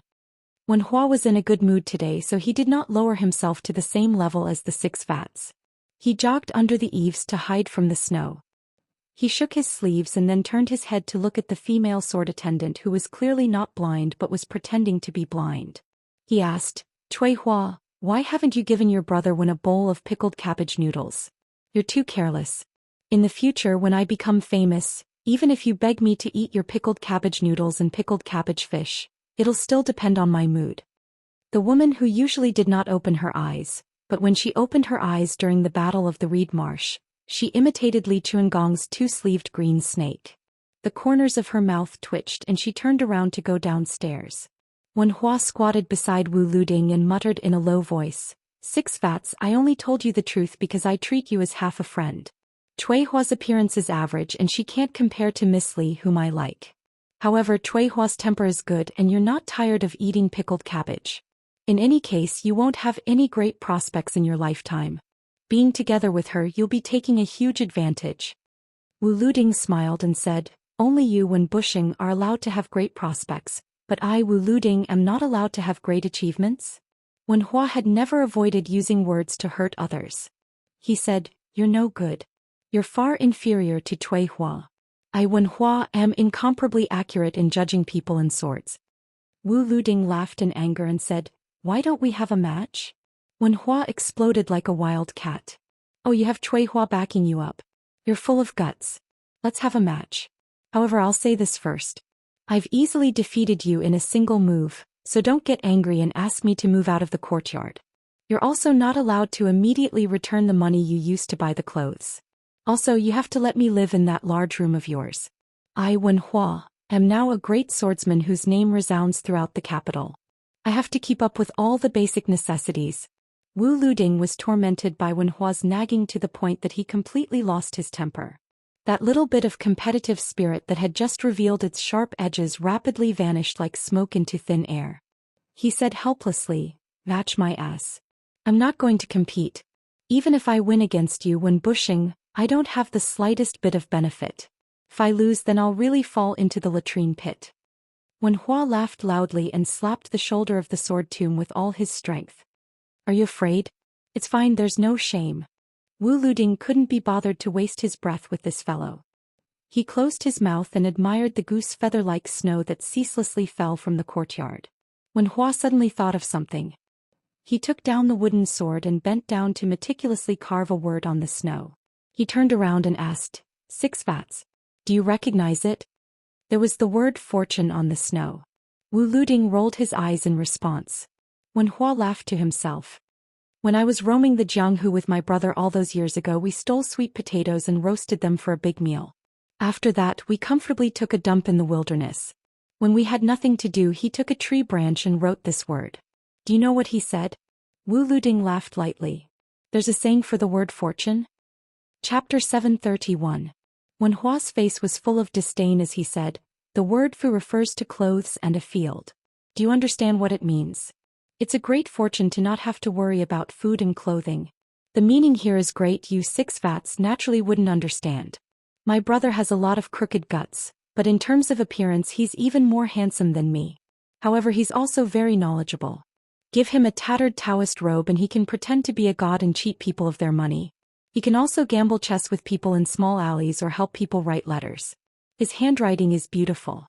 I'm not boasting, but every time we go to shit or pee, that kid who knows feng shui points to a place with good feng shui before he unbuckles his belt. Tell me, even though I'm a little poor, isn't that awesome?" Wu Luding looked at the falling snow that was trying to cover the word fu. He even waved his sword to the wanderer beside him, as if the sword had broken the vitality that connected heaven and earth. He smiled lightly and said, "These days, other than listening to you brag about how powerful your sword art is, I've also heard you talk about this young master called Xianxia. My ears are getting calluses." For the first time, Wen Hua said seriously, "Six Fats, remember two things. You're not allowed to touch my wooden sword. Secondly, you're not allowed to speak ill of my brother. When I say good things about him, you can listen if you like, but if you don't, you can cover your ears." Wu Luding smiled warmly and said, "I like to hear it. Go ahead." Cui Hua brought over a bowl of chewy pickled vegetable noodles. Wen Hua sheathed his wooden sword and took the bowl and chopsticks. With a few mouthfuls, he finished the bowl and returned it to the sword attendant. He licked his lips and smiled, "Give me another bowl, another bowl. Cui Hua, with your skills, it's a pity that you don't become a chef. What's the point of practicing swordsmanship? In the future, you and Six Fat will open a small restaurant and I'll support you guys every day. Think about it, by that time I'll definitely be one of the top swordsmanship masters in the world. If I support you guys, your business will definitely prosper." Wu Luding touched his forehead. He really wanted to kick this bastard to death. He had just eaten other people's pickled vegetable noodles and he still wanted to encourage Cui Hua not to practice swordsmanship. He didn't want to cover up his limelight. Cui Hua, on the other hand, smiled faintly and turned around to cook noodles for Wen Hua. Wen Hua wiped his mouth and sighed with emotion as he gazed at the fortune character that was gradually disappearing in the snow. I promised old man Huang, who taught me how to practice the sword, that I would kill someone for him. After that, I would stop fooling around with him and live a good life with Miss Li. She said that she would marry me once I became the most famous swordsman in the world. In my opinion, after fighting with Zui Hua, Qi Jiajie and Bai Chongjiang, wouldn't I become the most famous swordsman in the capital? In fact, it wasn't too difficult. After a few more years of practice, I would go out of the capital and find 6 or 9 swordsman masters and swordsman masters. After a round of swordsmanship, I would have the face to propose marriage to her. Apart from Xianyan, I don't have any other friends. When the time comes, if you're willing, you can come to my wedding. If you're not willing, then forget it. In any case, I don't care about your little gift money. Wu Luding nodded and said calmly, I once overturned a boat with a pole on the river and intercepted a young man. Later on, when I was in Xiangfan City, I almost encountered him again. Unfortunately, he was also called Su Fengnian, His Royal Highness from Beiliang. Wen Hua laughed and said, His Highness from Beiliang? Then my Xianyan can't compare to him. This brother of mine is just a young master from an ordinary and well-off family. He went out to study and got along as miserably as me. Wu Luding narrowed his eyes and said with a smile, What if it's the same person? Wen Hua waved his hand and said without hesitation, Impossible. After pausing for a moment, the wooden sword ranger said with a smile, So what if it's the same person? He's not my brother? Wen Hua's crotch was somewhat depressed. He stretched out his hand and groped, then said with a sigh, What if it's really the same person? I won't be able to take out that erotic painting of mine. In the alley outside the small courtyard, the accumulated snow was deep. Squeaking sounds could be heard when one stepped on it. A carriage with ordinary decorations stopped. A corner of the curtain was lifted, and an old man and a peerless beauty who was reputed to be both beautiful and beautiful sat inside. The woman who was ranked in the Rouge ranking smiled and said, Let him kill Su Fengnian? It was precisely that old man Huang. His expression was calm as he nodded. The peerless beauty had a fragrant pouch with a white jade lion rolling an embroidered ball on her waist. After getting the answer, she sighed lightly. The old man's surname was Huang, his name was Longsher, and he called himself Huang Sanjia. He said with an expressionless face, After meeting Wen Hua, try your best to be virtuous and virtuous. You'll personally cook dinner. When he sent you off, he inadvertently said that your enemy is in Beiliang. However, don't say who exactly it is, lest you make a fool of yourself and spoil my plan. The white jade lion who won the title of the world's most famous courtesan smiled sweetly and said, Then what should I do with the crown prince of Beiliang? Huang Sanjia smiled and said, I'll arrange for you to meet him at a suitable time and place. When the time comes, even if Su Fengnian doesn't want your chastity, you won't be able to have it anymore. Li Baisha restrained his smile and said calmly, My life was given to me by you, teacher. Why would I care about that little bit of chastity? The old man sat cross-legged on the ground and said, Wen Hua doesn't value righteousness. He only values relationships. However, relationships in the world can be divided into the love between men and women and the love between brothers. I'd like to see if this kid is willing to give up his sword, which has the potential to become a land immortal, and his beloved woman in exchange for a brotherhood formed in a short span of a year.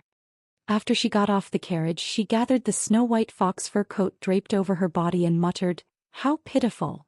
The word fortune in the courtyard had disappeared. Chapter 732. The snow was unwilling to stop, as if a naughty child was crying non-stop. In the backyard of the Demoyai post house, the dragon claw locust tree was covered in white. The young kamikaze built a snowman in the courtyard and used 2 pieces of charcoal as eyes. Su Fengnian saw Xinyuan Qingfeng rocking back and forth on the rattan chair. He didn't want her to be happy alone, so he asked Tong Zhui to bring another rattan chair into the courtyard. The two of them chatted while lying under the eaves. When Tong Ziliang brought the chair over, Su Fengnian asked a few questions about the sword duel between Liu Baijie, the assistant minister of the Ministry of War. He was lying on the chair muttering to himself, surnamed Wen, carrying a wooden sword. Don't tell me you're Wen Hua? Xinyuan Qingfeng sneered. Him. Su Fengnian was unhappy. He squinted. What's wrong with Wenhua? When the three of us met at the lantern market, I didn't even have the strength to truss a chicken. How are you any better? What about me now? I stole the so-called Confucian noble spirit to nurture my saber intent, then borrowed the strength of my nascent soul to tear 2,000 feet apart on the imperial path. Tell me more about yourself. Xianyuan Qingfeng remained silent. Su Fengnian suddenly smiled. Bringing you to the capital this time can't hide from those sneaky eyes. This can be considered your second pledge of allegiance. I'll find a chance to compensate you later. Xianyuan Qingfeng turned around and smiled playfully. I just realized that doing business with you isn't a loss. Su Fengnian smiled. That's true. Xianyuan Qingfeng asked curiously, you brought a Bailiang saber this time. Why didn't you bring the spring thunder? Why did you only bring the spring autumn?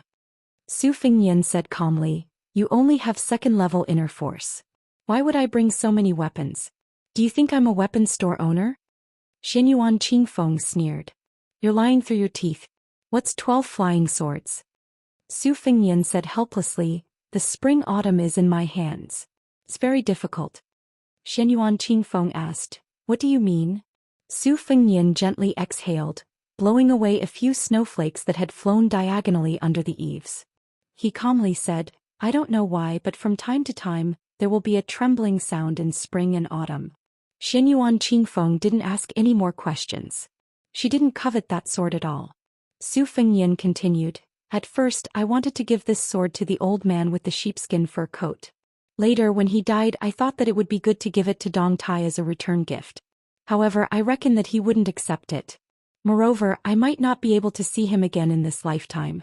I'm just thinking that if I were to meet that brat Wenhua, I might as well just give it to him. It's easy for him to abduct women when he goes out and shows off his wealth. The purple-robed Xianyuan Qingfeng reclined on the chair with his eyes closed. I really don't know why a dignified heir of Bailiang would care so much about a good-for-nothing debauchee. Su Fengnian smiled and narrowed his phoenix eyes. The haze in his heart these days was swept away. He said softly, it's good that you don't understand. The woman in the fox fur coat lightly knocked on the door. Wu Luding, who had been crouching under the eaves in a daze, frowned. After releasing the door, he lazily said, come in. Li Baisher lowered her head and stepped over the wooden door. She performed a curtsy toward the Wu family's sword crown. Wu Luding called when bushing into the room. Someone was looking for him. Wenhua, who was lying on the bed admiring the Ba Xiu ancient sword, put on his wooden sword and walked out while cursing. When he saw the woman in the courtyard, he was pleasantly surprised. He didn't try to hide anything and jogged over with an embarrassed smile. He stopped a few steps in front of her and said, Miss Li, why have you come? Let me know in advance so that I can borrow money from 6 vats and find a bigger place to entertain guests. In any case, lending him 10 taels is no different than lending him 100 taels. It's fate that brings men of the Jianghu together, so we can't be stingy. Don't you think so? 6 vats I picked up from the side of the road? Wu Luding looked at the rogue wanderer who was trying his best to signal him with his eyes. He just rolled his eyes and turned to look at the other side of the courtyard wall.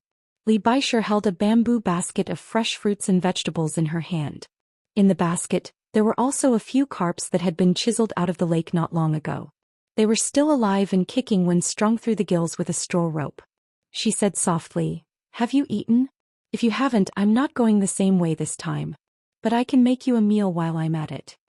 Wenhua, who had only eaten 2 bowls of pickled vegetable noodles, scratched his head and said, I ate 2 bowls of noodles but it didn't help. Li Baisher smiled sweetly. I'll make it for you now. If it doesn't suit your taste, just say it directly. Next time you can make up for your mistakes. Wenhua said with a mischievous smile, don't worry. I'm not a hypocritical person. I always say what I want to say. Chapter 733. She softly glanced at him. Wenhua recalled the first time the two of them met and laughed involuntarily. She walked towards the inner room and just so happened to brush past the sword-maid Cui Hua. Between women they would only nod and stop. Li Baisher, who was rarely seen by the capital's famous scholars, actually went to cook. Wu Luding squatted, Cui Hua stood, and Wenhua was at a loss of what to do at the door. After hesitating for a long time, he still came to Wu Liuding's side and leaned against the pillar whose red paint had long been peeled off. It was snowing heavily. After Wen Hua practiced swordsmanship, he did not know how high his achievements were, but now he was no longer afraid of the cold. However, he still subconsciously pulled his sleeves. As a small person who was used to living a poor life, every time it snowed heavily in winter, his clothes were thin and he had nowhere to hide. He would gnash his teeth in hatred and wish he could pull down God and beat him up. Not to mention the expensive fur coat on Li Baisher's body, the poor people could not even bear to burn a stove of charcoal. Back then, when Hua lived under someone else's roof and endured the years together with his brother and sister-in-law. His sister-in-law despised him for not doing his job properly and his heart was higher than the sky. His brother always protected him, but it was inevitable that he would be nagged by his sister-in-law. Wen Hua also knew his own virtue. His mouth was mean and his words were vicious.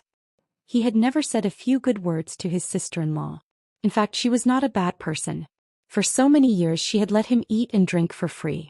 Although her words were a little unpleasant, she had never really thought of driving him out of the house to suffer. Therefore his brother was not a person inside and outside. In a fit of anger, Wen Hua ran away from home and did a lot of sneaky things. Then he bumped into little Nian. At that time they were stealing melons from a melon farm. Both of them had a guilty conscience and fought with wits for a long time. Only then did he know that they were the same kind of people. That melon farm was completely destroyed.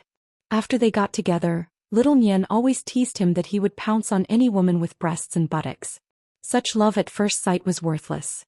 How could Wen Hua understand love? It was just like how a starving person would think that a steamed bun was the most delicious food in the world. During that bleak but not lonely journey, the number of times he fell in love at first sight could not be counted with his 2 hands. When the two parted, little Nian said that all good things must come to an end. Wen Hua's eyes turned sour at that time. In addition, he also felt that it was not a good thing to always follow little Nian to eat and drink, so he happily turned around and traveled alone in Jianghu, all the way to the northwest. Then he met Miss Li near Xiangfan City. The first time he saw her, she came down from a luxurious carriage and bent over to put a piece of silver into the broken bowl of a little beggar with a broken leg. At that time, Wen Hua saw her not only give the money, but also smiled and touched the little beggar's head. At that time, Wen Hua told himself that this love at first sight was his last time. Because little Nian, who liked to talk nonsense and convince people the most, once said that it was not a big deal for a woman to be beautiful. If a beautiful woman had a good heart, if he did not snatch her home and love her dearly, she deserved to be struck by lightning. At that time, Wen Hua rushed forward without thinking of his own safety and stopped the carriage on the street. As usual, he used the 3 tricks of a ruffian in the marketplace to tease a woman from a good family. There was nothing new about it. He asked the young lady's name, young lady's age, and where did she live. However, Wen Hua also added that he was a wanderer who was determined to practice swordsmanship and become a peerless swordsman. He did not act shamelessly and only hoped that the young lady could wait for a few more years until he made a name for himself. If there was no news of him after a few years, then she did not have to wait for him. At first, Wen Hua thought that only a fool would believe his sincere words. However, the young lady really told him her name and even asked him if he did not mind that she was a woman from a brothel. Wen Hua said that he did not mind. Then she said that she would wait for him for 3 years. She really did wait for him for 3 years. When they met again, it was already in the vast capital. Wen Hua had suffered countless supercilious looks. Even if he was ridiculed as Wen Bushing, at least there were no small fish or shrimps who could not treat him as a dish. When Wen Hua practiced swordsmanship, he did not seek profit or money. He only sought fame, and he only sought to vent the anger that he had suppressed for too many years. Su Fengyan said that eating, drinking, and defecating was not the most common thing in a person's life. Instead, it was the inhalation and exhalation. When it was the last time that one exhaled without inhaling, one would die with one's eggs facing the sky. At that time, the exhalation before death was manly. There seemed to be a saying about how wine entered one's intestines. One inhaled sword aura, and one exhaled to destroy the 5 great mountains. The first half was straightforward when Hua remembered it clearly. However, the second half was sour, so he could not remember it too clearly. After practicing swordsmanship with old man Huang, he had been fiercely suppressing his anger. He gritted his teeth, thinking about how he could one day exhale and shake the Jianghu, make that Miss Li look at him with admiration, and make Xiaoyan feel that he, Wen Hua, had not made friends with him in vain. The new Dong Tai's peach blossom branch was an invincible killing sword. Hua did not want to learn it. The old god of swords, Li Chuangong's swordsmanship was for the later generations to split open the mountains, meet water and boil water. He could not learn it. Hua only wanted to practice his own swordsmanship. He wanted to practice his swordsmanship, marry his beloved wife and live a stable life. Then he would have a good reunion with his brother Su Fengnian, and slowly repay the debt of wine, meat and kindness from that year. Li Baisher made a table full of dishes which looked, smelled and tasted good. Looking at them, even if Hua was not hungry, he still felt hungry. He wolfed down the food. She only picked up a few vegetables with her chopsticks, and then stopped moving her chopsticks. She only looked at this young man. She wanted to laugh but she could not. On the other hand, Hua picked up some food with his chopsticks for her. He said with a smile, "Eat more. Your body is important. It doesn't matter if you get fat. In any case, you're too good looking. It doesn't matter if you don't look good a little bit." This time Li Baisher finally smiled. The meal in the shabby alley and shabby room quickly came to an end. She did not forget to clean up the bowls and chopsticks like a diligent and thrifty housewife. She only took the basket and left. Hua naturally wanted to see her off, but she only saw him off to the alley outside the courtyard. They were silent the whole way. Before turning the corner, she said softly, "Hua, remember to become the most famous swordsman in the world. You promised me." Hua nodded heavily and said, "Don't worry about this. I even dare to kill the emperor. If worst comes to worst, I'll wander the world with you." He smiled and hurriedly added, "As long as you're willing." Li Baisher nodded and lowered her head. Her expression was complicated. When she raised her head, her eyes were clear. She said softly, "You're not allowed to see me off. Can you do that?" Hua smiled and said, "I'll listen to you. But you have to be careful on the road." Li Baisher smiled charmingly. "That year after the carriage I rode and moved, I secretly saw you standing behind it for a long time. This time you go first. I'll wait for you." Hua laughed loudly and turned to leave. He did not drag his feet. He dragged his feet with snow and mud. Li Baisher gently clasped her hands and exhaled.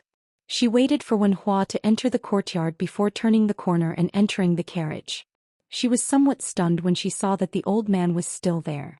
Huang Sanjia said in a flat tone, "I went to the vicinity of the lower horseway once and was targeted by that half-inch tongue of Yuan Binshi. There are some things that have to be done in advance." Li Baisher said with a trembling voice, "You're going to tell Hua directly just like that? But the sword crown and sword attendant of the Wu family's sword tomb are still in the courtyard." Huang Longsher said with a smile, "I intercepted and killed Su Fengnian in the Xiangfan city's Reed Marsh. These two people were originally one of my moves to move the sword tomb. Sit with me for a while. After about 2 hours I'll go to the courtyard. You wait for news. When you return, open this brocade pouch." Li Baisher took the brocade pouch. Her hands and feet were ice cold. 2 hours later, Huang Longsher slowly walked down from the carriage. The carriage gradually went far away, disappearing into the wind and snow. Huang Longsher was not in a hurry to enter the courtyard. Instead, he walked back and forth in the alley twice before pushing the door open. After a short period of time, a young man with a broken arm, a lame leg and all the tendons and veins in his body, left with only one life left. He only carried the wooden sword that originally belonged to him and left the courtyard. There was a long trail of blood on the snow in the alley. In Laozi's hometown, if you borrow money, you have to pay back 12 or 13 taels. He taught me Hua how to use a sword. I'll cripple all my martial arts and return you an arm and a leg. In the courtyard he said these words to the old man Huang. Then this bloody man in the snow squatted down dejectedly at the corner. Beside his hand was only a wooden sword stained with blood. The young wanderer's eyes were blurred with tears. He smiled mournfully and stood up. He aimed the wooden sword at the wall and fiercely broke it. After that there was no more news of Hua in Jianghu. This wooden sword wanderer whose name shook the world as soon as he appeared in Jianghu left Jianghu in the most resolute and desolate manner in one night. In the bone-piercing snow he said to himself one last time, "I won't practice the sword anymore.